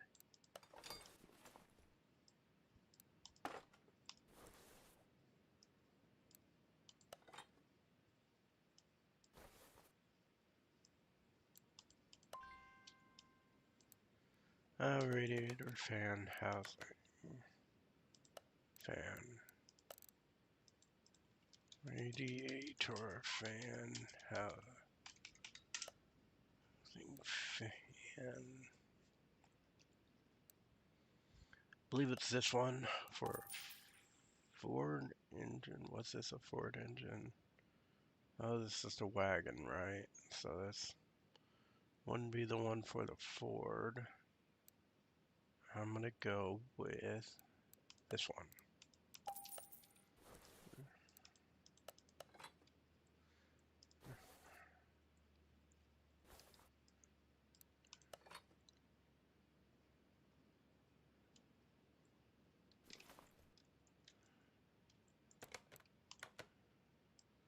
And we'll go ahead and refill those fluids real quick.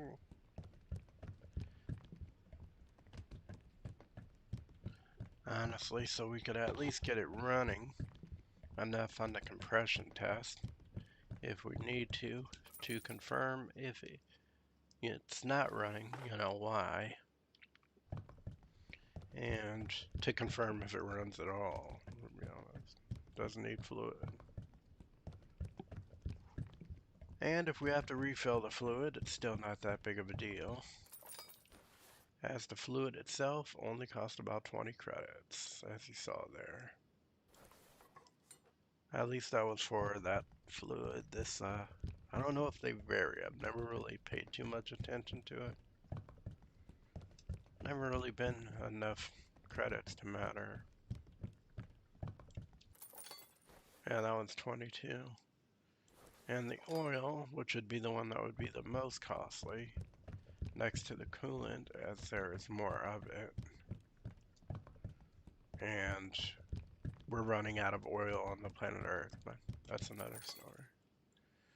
Oh, that's actually cheaper at 17. That sounds like humans.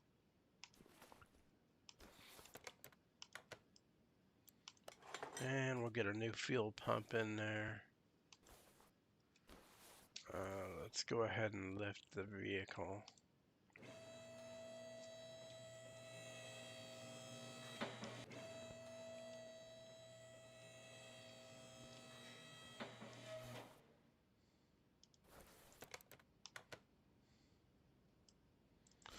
New catalytic converters.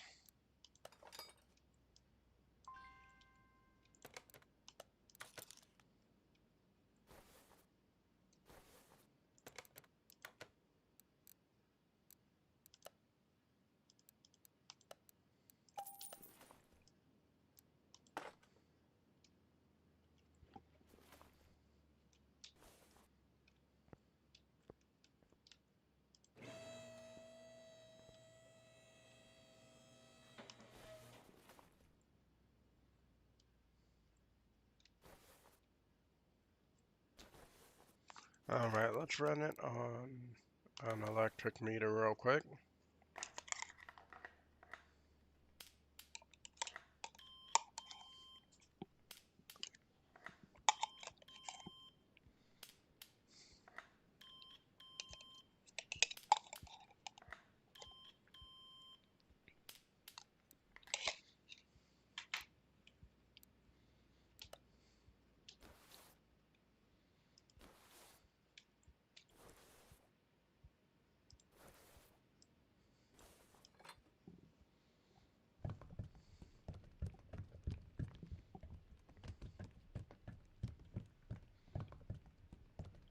That all checks out.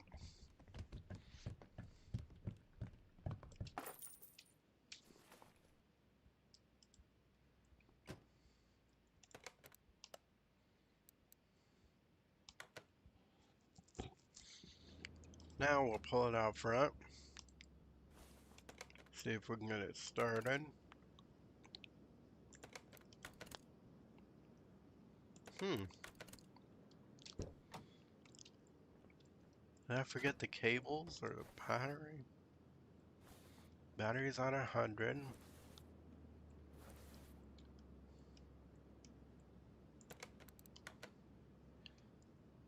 There's no need for cables, but you know what might help is the ECU. That would explain why it's not even trying to start.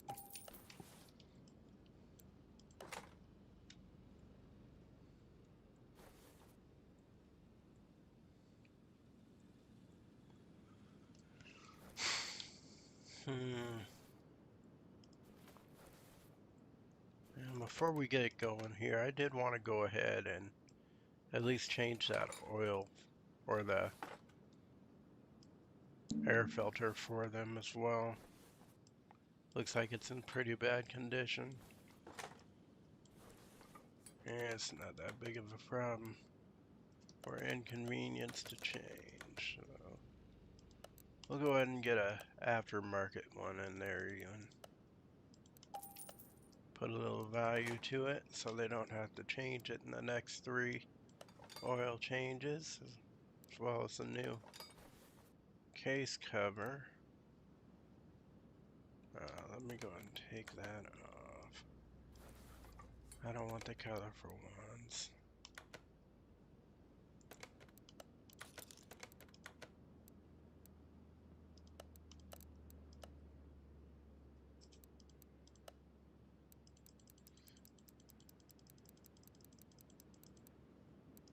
Alright, so let's go ahead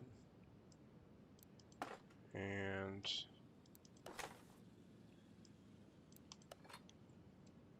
get that in there. So we got that.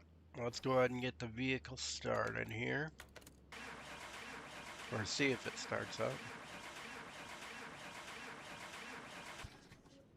Nope, still not starting. Though it is trying, so that's progress. Does mean that we should get compression now. Let's see. Yep, we are getting compression. And got a camshaft out.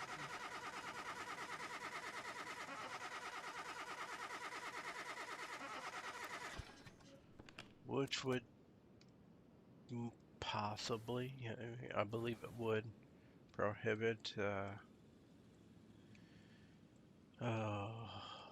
the engine from starting. Oh,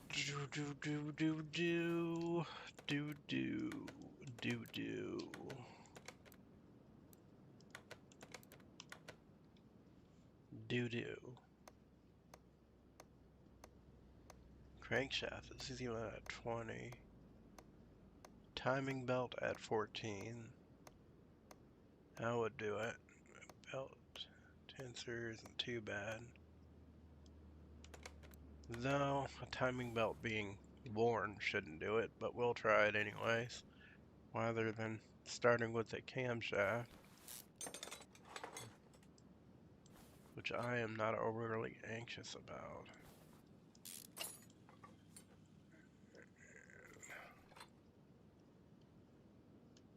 Did I say that was a timing belt or? It was a timing belt, right? Let me see.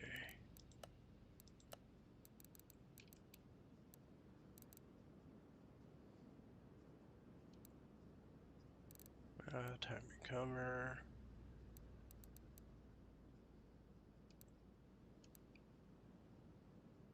Yeah, it was the timing belt, so. I was thinking it was a serpentine belt for a second there, but no such luck. So let's go ahead and drain that coolant fluid. And we'll get this water pump removed, starting with the water pump pulley. everything else on the timing cover case level. So the water pump needs to be replaced, that's for sure, at 13%. That would definitely prevent it from starting. And since we're already getting in here, we're definitely going to replace that timing belt too. So it's at 13%, which logically wouldn't necessarily prevent it from starting, but you know, it could if it broke, which I'd imagine is what they're getting at in the simulation. I mean, if it broke, it would definitely not start because the transmission couldn't start, so it'd probably pop up with an error that said something with the transmission was bad, which would then lead to one to start, more than likely, with the timing chamber. Because if you see the transmission is bad, you're definitely not going to want to remove the gearbox first, that's for sure. Probably going to do a few more tests that I'm unaware of in order to find out what the true transmission problem is. I wouldn't be able to say what those are, because I am not actually a mechanic. I just know a little bit about engines.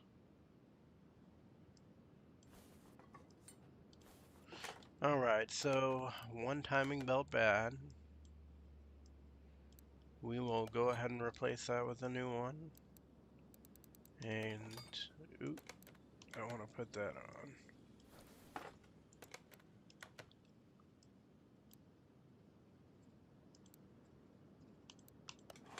There we go. And we'll put on a new timing cover there since the other one was only 25%.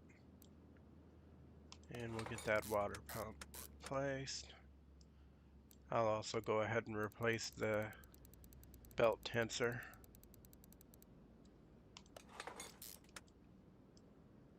Just for longevity.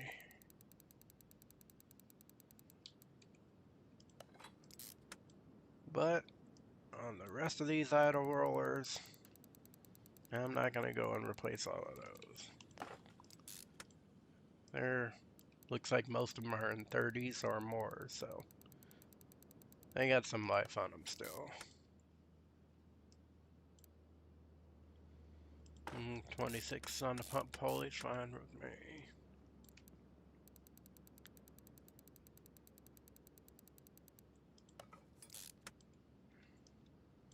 And crankshaft pulley. I'll go ahead and put on a new one. It is only at 20%. And the serpentine belt should be good.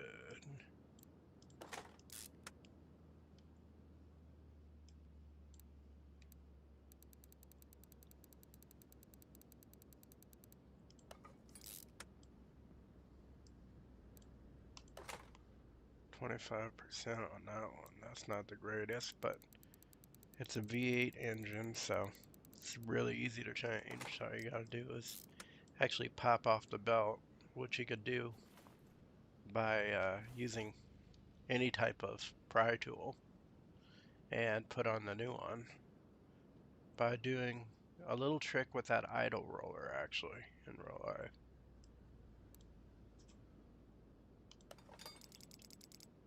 And you know what? I'm gonna go ahead and repair those covers for them myself. While we're at it, we might as well get those clips.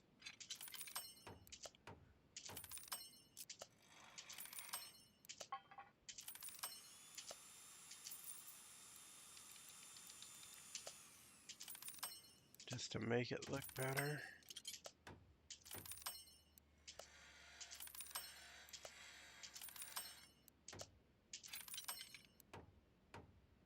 There we go. That'll make the engine look at least 20% better. overall. Whew, I did mess up on one part though, which kind of sucks. That being that camshaft, but it's at 19, so after seeing the state of the water pump and the timing belt, I no longer believe the camshaft to be the source of the problem.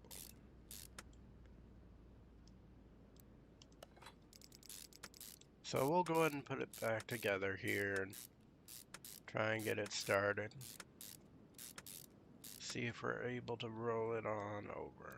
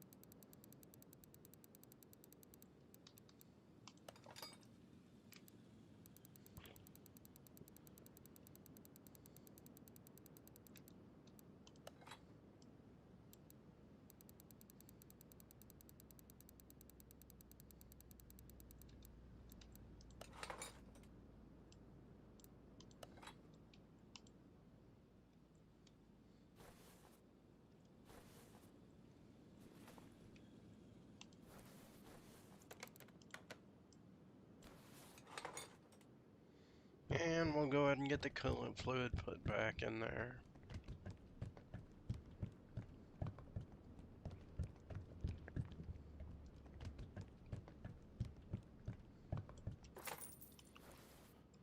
All right.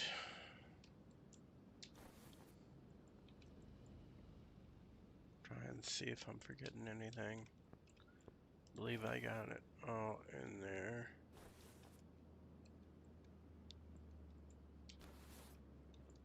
Let's go ahead and give it a try. There we go. It was that water pump after all. So, did get that resolved. She is starting up. Sounds like, honestly, it sounds like it might be missing a bit, but, let me see. Piston rings at 15%. Probably just a cold engine, though. Crankshaft could causing it, though. That's in 13%, so that's not really operational state. That's probably where that sound is coming from, but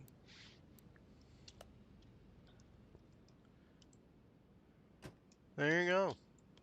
That is running, so let's go ahead and see what we might be able to get for it. So the part value of 21,279 credits, body value of 8,893 credits, performance parts value of 503 credits, condition bonus of 930 credits, buy price of 30,159 credits. We're going to sell it for about 31,605 credits.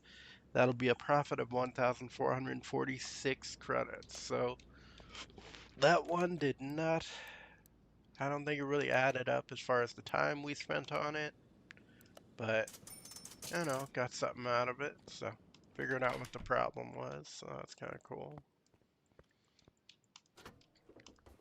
And this one, we can go ahead and start on the Tempest Magnum. This vehicle is from 1968, so we can't use the OBD scanner, not that we ever really do.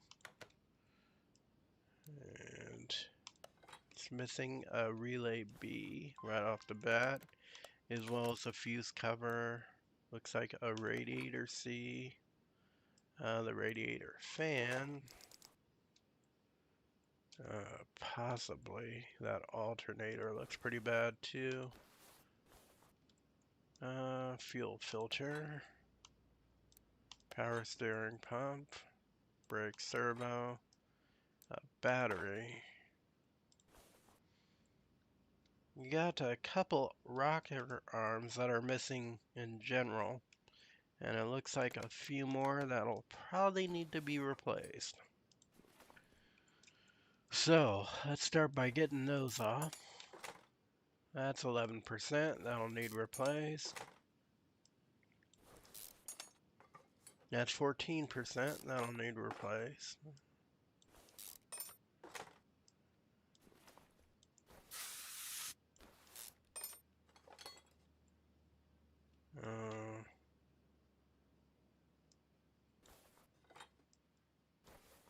I'm gonna remove these valve push rods just to see if they do indeed need replaced. That one's at 16%, doesn't technically need replaced, but I'll go ahead and replace it anyway. That spark plug needs replaced, and that one does not, so I'm just going to put that 31%. Better yet, we'll replace that with a 58%. And go ahead and replace that one with a new one.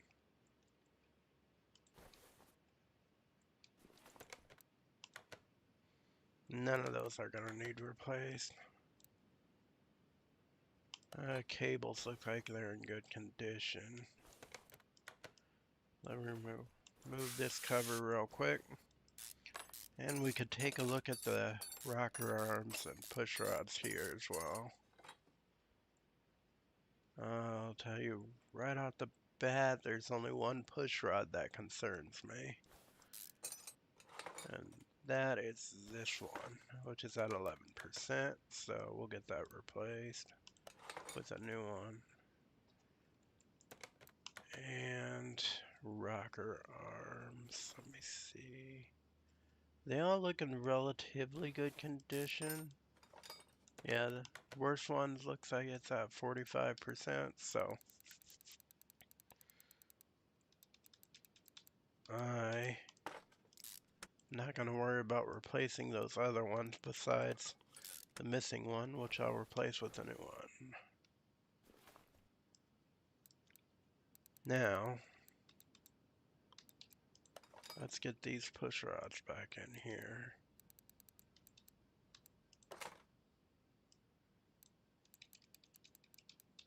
I don't really want to go below 22% in the quality, so if we have to, we'll go ahead and purchase new ones for this side. And we'll just need that one.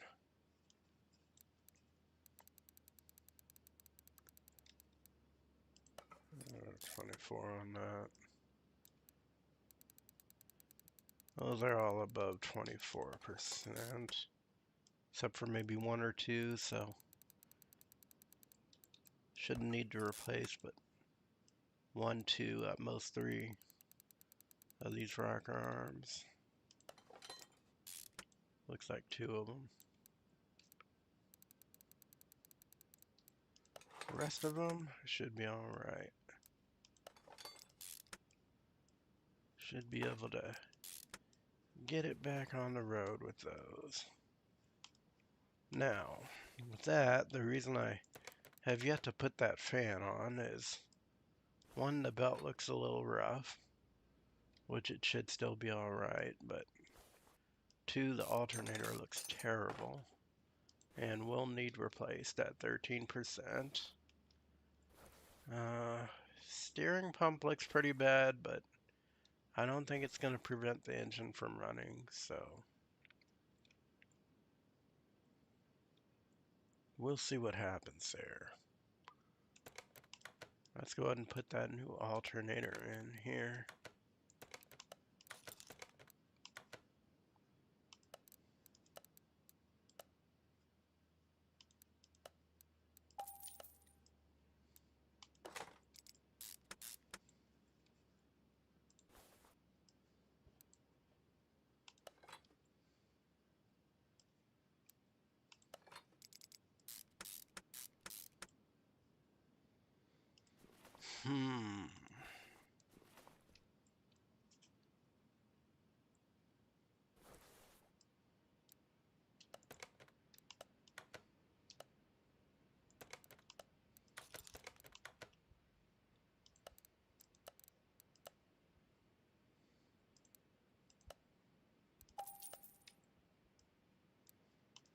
push rod. And rocker arm. Oh, cover. I thought I already had that arm in there. Oh, could be wrong. As I stated, no slave. And it's kind of late in the episode. Doesn't help. Got the caffeine issue as well. That clip, I could say, is bad at 12%. We'll replace that one. And got all those, got that. Get that fuse box cover replaced. Before we lift up the vehicle to replace the necessary exhaust portions that are missing entirely.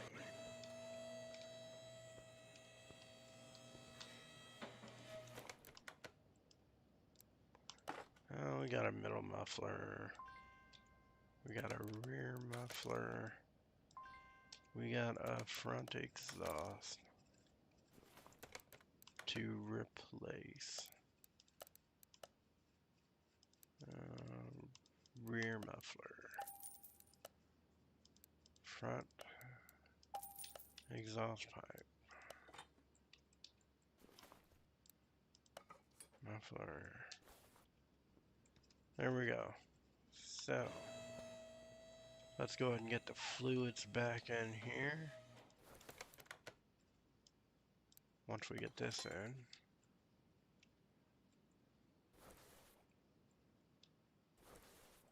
Let me see here.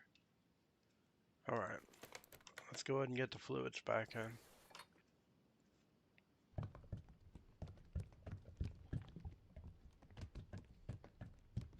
Oh, looks like we have another viewer. I would like to welcome you to the channel. You can see here, I'm just working on getting this car started. Getting it back on the road.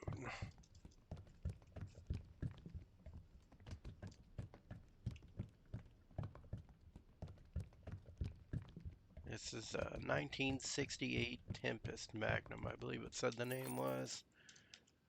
Kind of resembles a, what do you call it? Started with a C back in the day. But, it's an alright engine.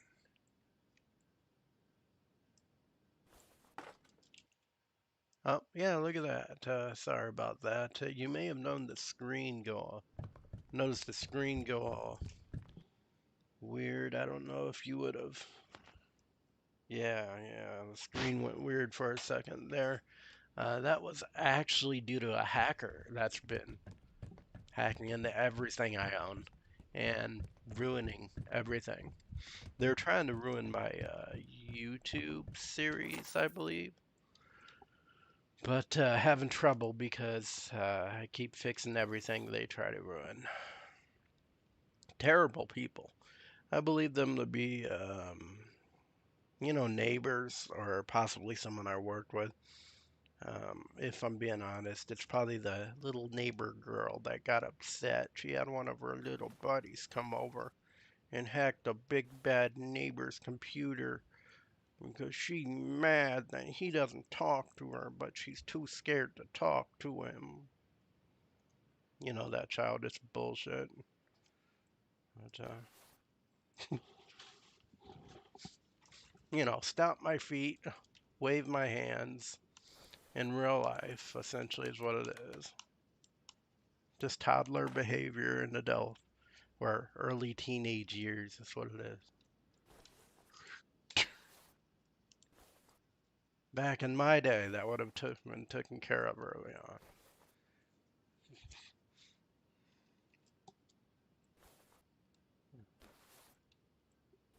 But, I've tried to speak to her parents about it, and they want to play stupid. Like they can't speak English or something. So, No route there. Ah, you can imagine how frustrating it is. You know, it's like having a child, but the child's not your own, which makes it so you don't really care about the child, but for some reason they're stuck on you. You know, it's difficult. I never see her outside. I wouldn't know what she looks like, so I can't talk to the kid. Uh, you know, if you have any ideas, feel free to post it in chat. Sorry to bother you with that.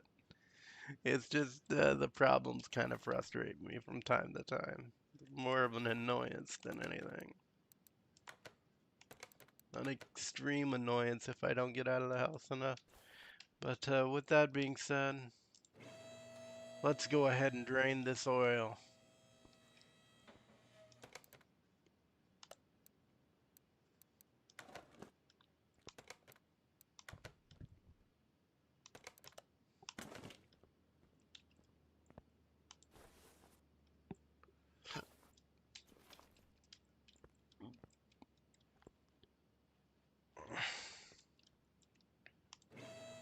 I always like to drain the oil and get new oil change in there for these vehicles. Even if it's not necessary, it makes me feel like I'm helping out the next owner.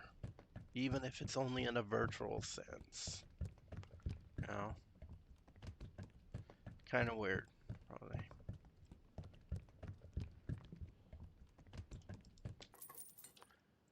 We got that oil in there, so ideally it should turn over, but before I try, I'm going to put it on an electric meter to make sure the fuses are good. I already know the pump's good because I just replaced the fuel pump. Looks like it does need two new medium fuses A's. No surprise there. As I usually need a new fuse or two.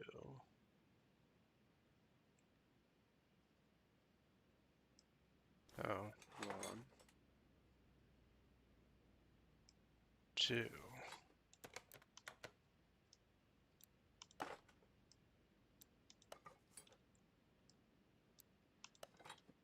And now, let's go ahead and move it to the front entrance, and we'll see if we can get it started. The funnest part. Nice. Yeah.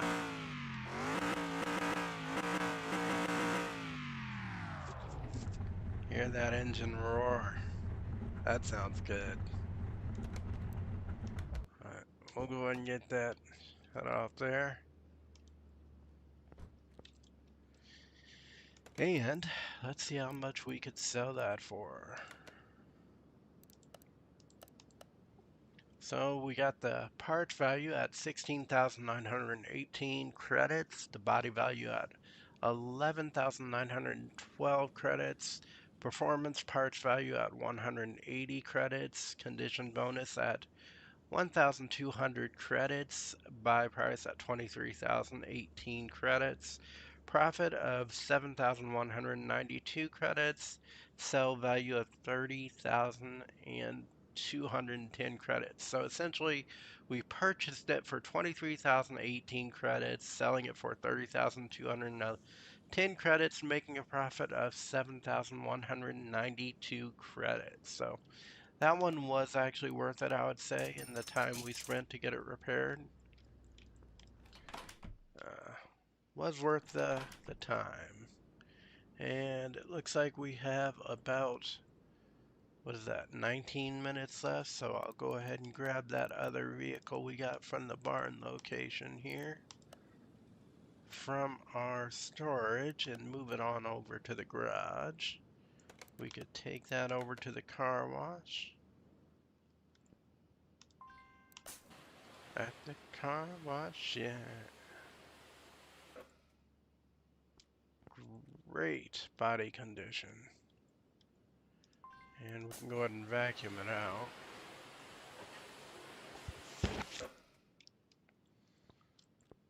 That looks great. We'll move that on over to lift A. Let's check out the so the body's at 77%, frames at 62%, parts at 30%, and interior's at 88%. Front trunk. Looks like we are missing a few fuses there. We'll go ahead and replace. This looks like one medium fuse A, as well as the fuse box cover, brake servo. Got the windshield wiper fluid, reservoir, needs new battery, and radiator fan housing. As well as a new ECU, exhaust manifold,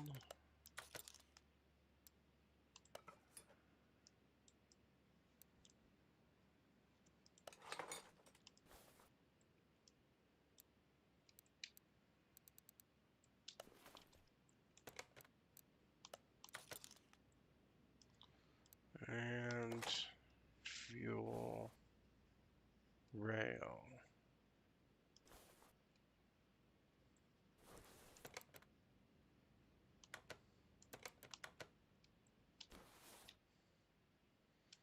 All right.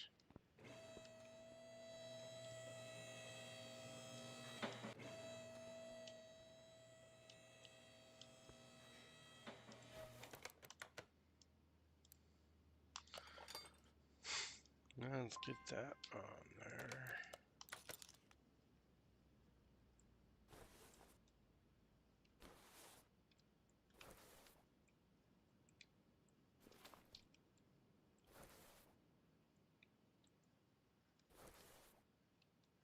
Oh, missing a fuel tank too. This one's got two of them. Let's see about that fuel pump,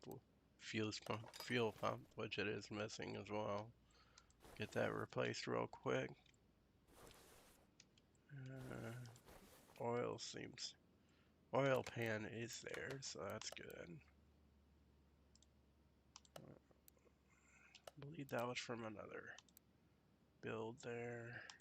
Fuse box cover is not.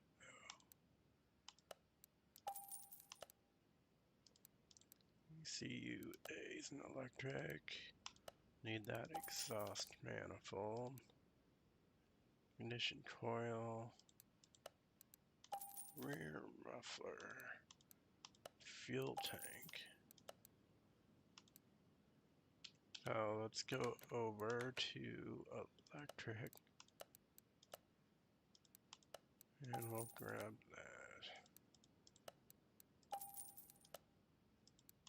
stuff. I think we need about 2 of those, if I'm not mistaken. So, let's go ahead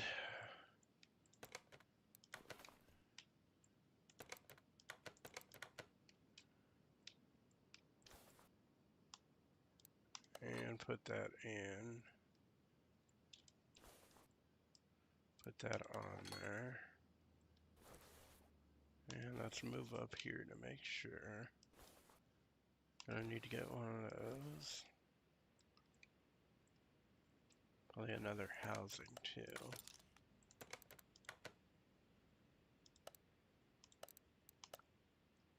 For the 2 radiators, which will usually only have 1, but in this build we do have 2.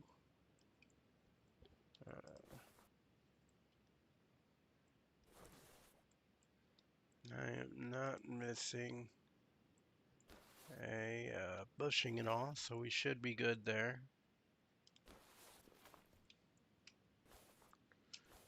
And we'll go ahead and put it down on the lift.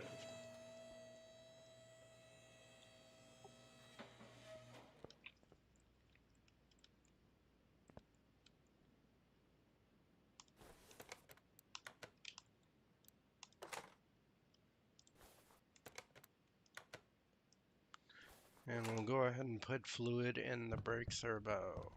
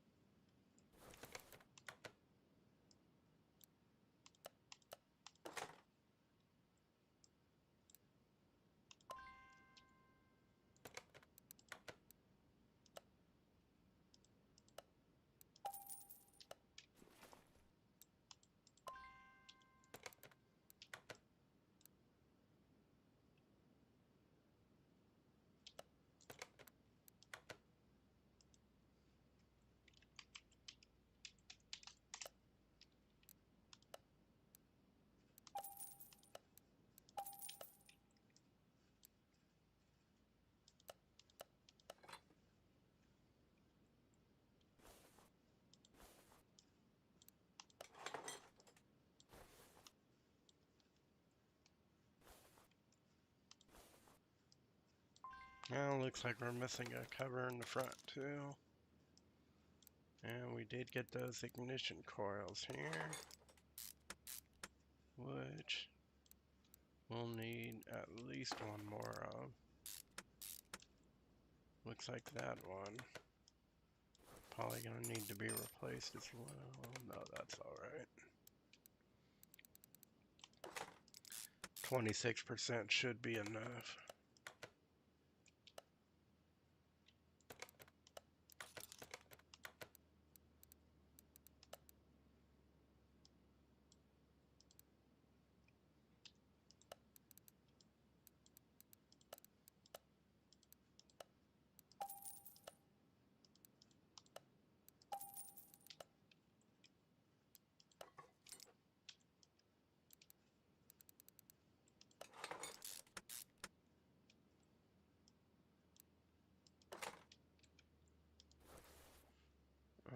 Alright.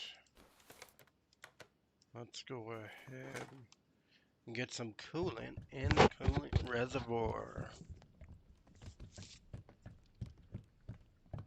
Reminds me, I need to get a planner so I can remember to do things again.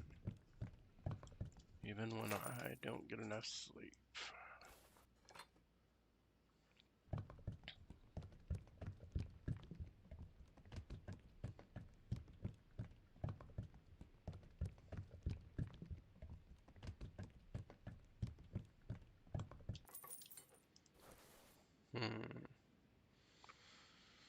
Well, might as well replace that air filter for them.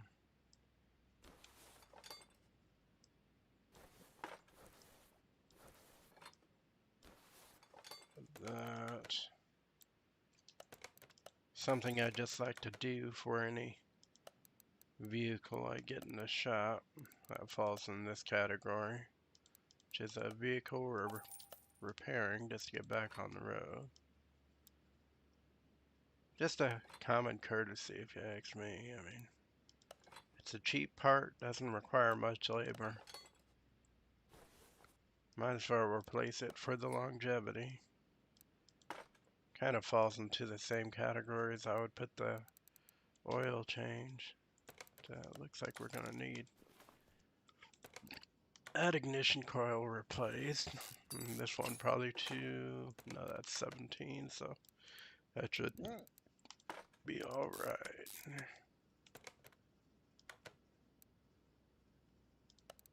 I didn't see those before. And oh crap. There we go.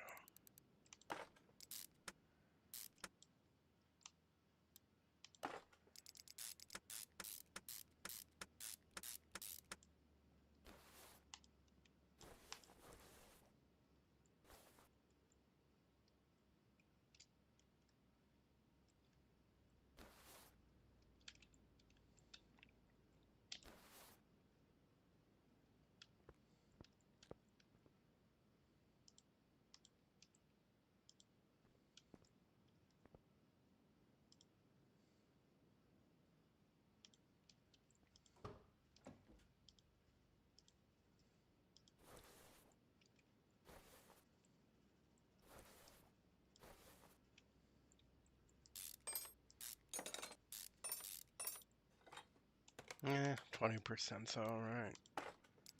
Not gonna worry about restoring it off of 20%. I don't believe I got that oil out, did I? Let's go ahead and check the dipstick. Nope, didn't get the oil out.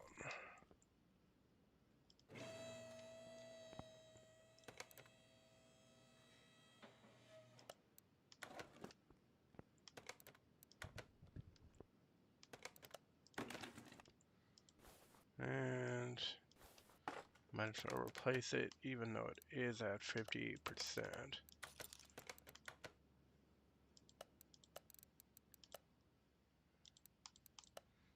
Let's just get like 20 of those. Need those quite often. give them an oil change. So essentially a small tune-up with a new filter and oil change. That's what we're doing there. And the ignition coils, some of those are sometimes included in a tune-up, but not really. Those are more of a repair task than anything, I guess you would say. But where's that oil? There we go. So when filling the oil on here, what you want to do is you just want to fill it till you see that small arch in the can there, and then you could let go at a certain point.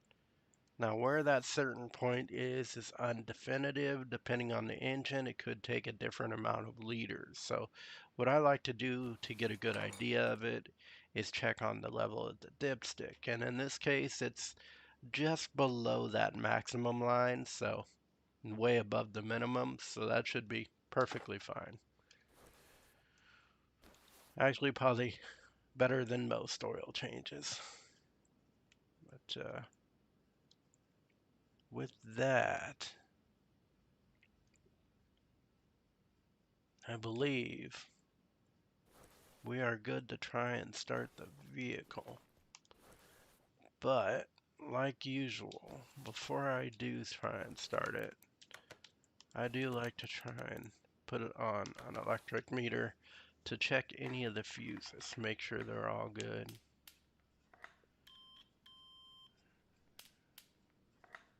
And if they are in the red, I'll obviously go ahead and replace them.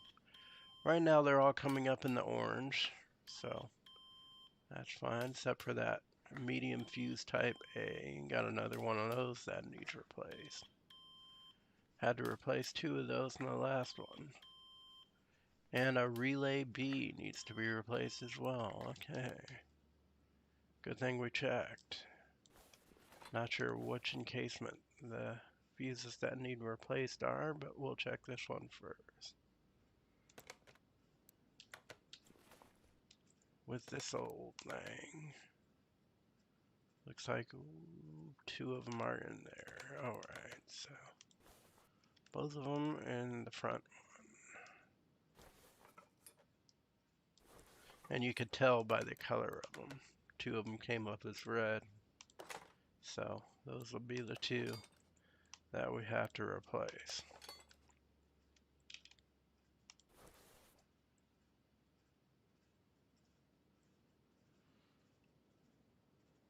So with those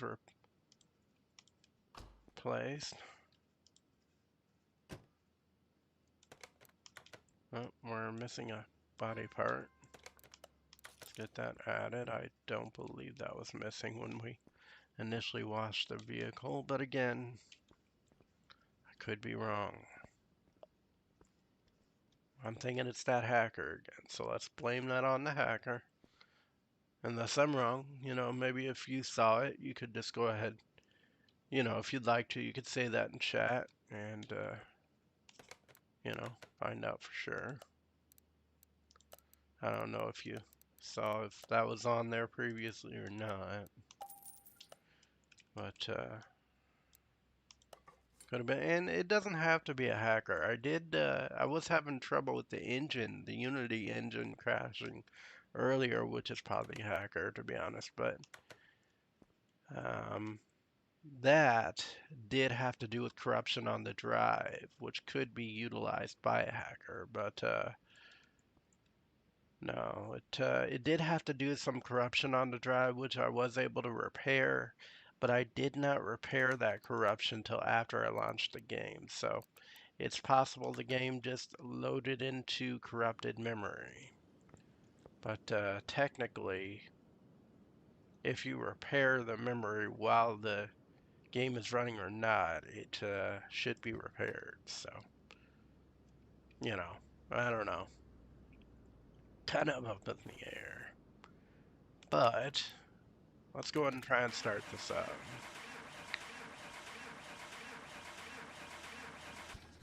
Alright, so again, not starting on the first attempt, which is alright. kind of expected usually. We will. Oh, cannot complete this action. Engine needs to be complete. What am I forgetting? Got the fuel pump. Got the fuse box cover. I'm forgetting something. Am I forgetting a clip? Not a clip. Oh, got the steering fluid, the coolant fluid, the windshield wiper fluid, the brake servo fluid. Do we got the fans? Got the fans for the radiators. This is weird.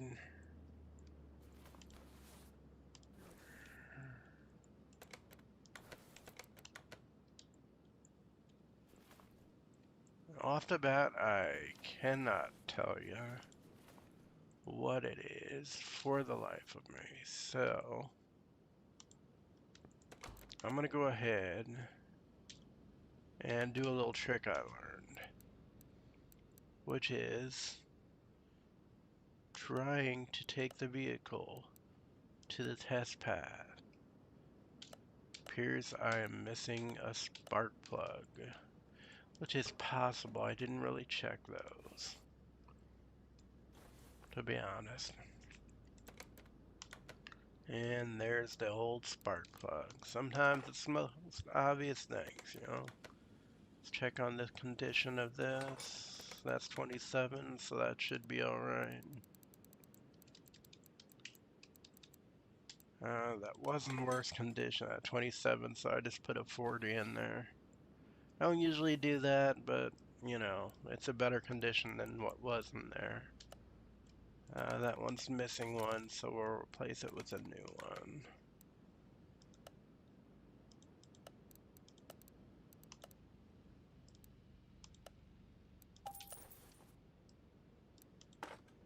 Oh, I want to replace it with that new one. That is an aftermarket one.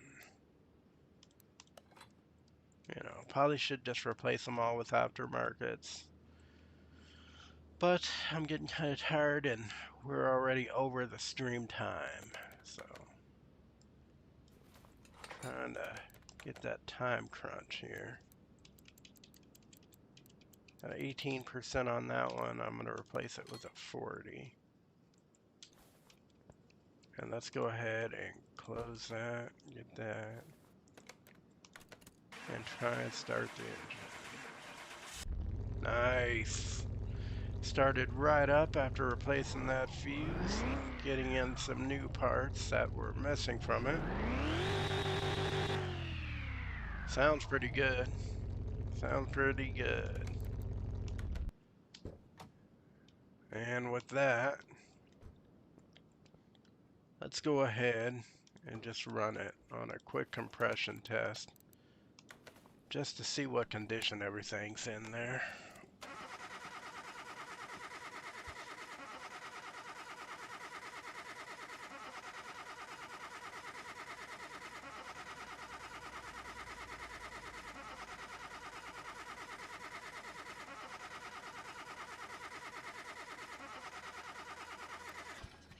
So, this thing will need to have its piston rocker arm and piston ring replaced very soon, but in this case it does not seem to be preventing the engine from starting. So, the engine starts, it will run. With that, let's go ahead and see how much we might be able to get from it. So we got parts valued at 39,722 credits, the body value of 57,688 credits, performance parts value of 84, condition bonus of 16,027 credits.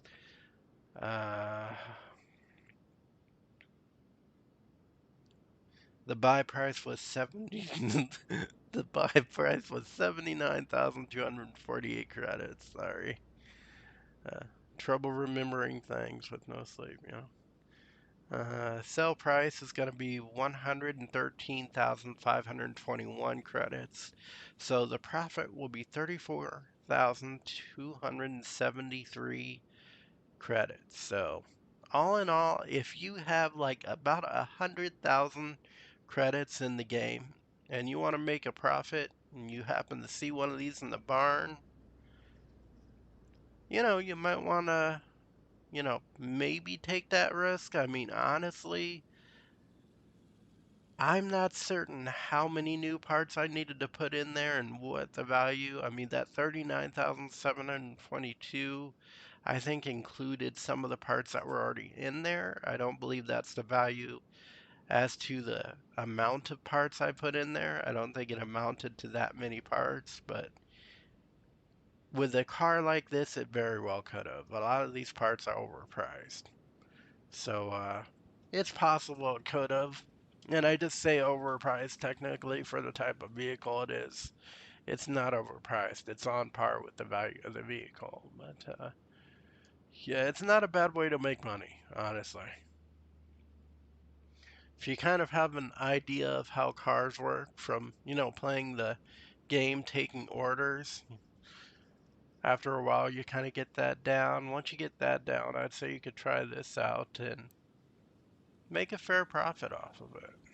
It's a lot it's a lot uh, less expensive of a turnover. You do make less profit from it, but if you're just starting out and you don't have much funds to rebuild it entirely and make a bigger turnover, it's not a bad idea. So, with that being said, let me go ahead and sell this vehicle and get that profit in there.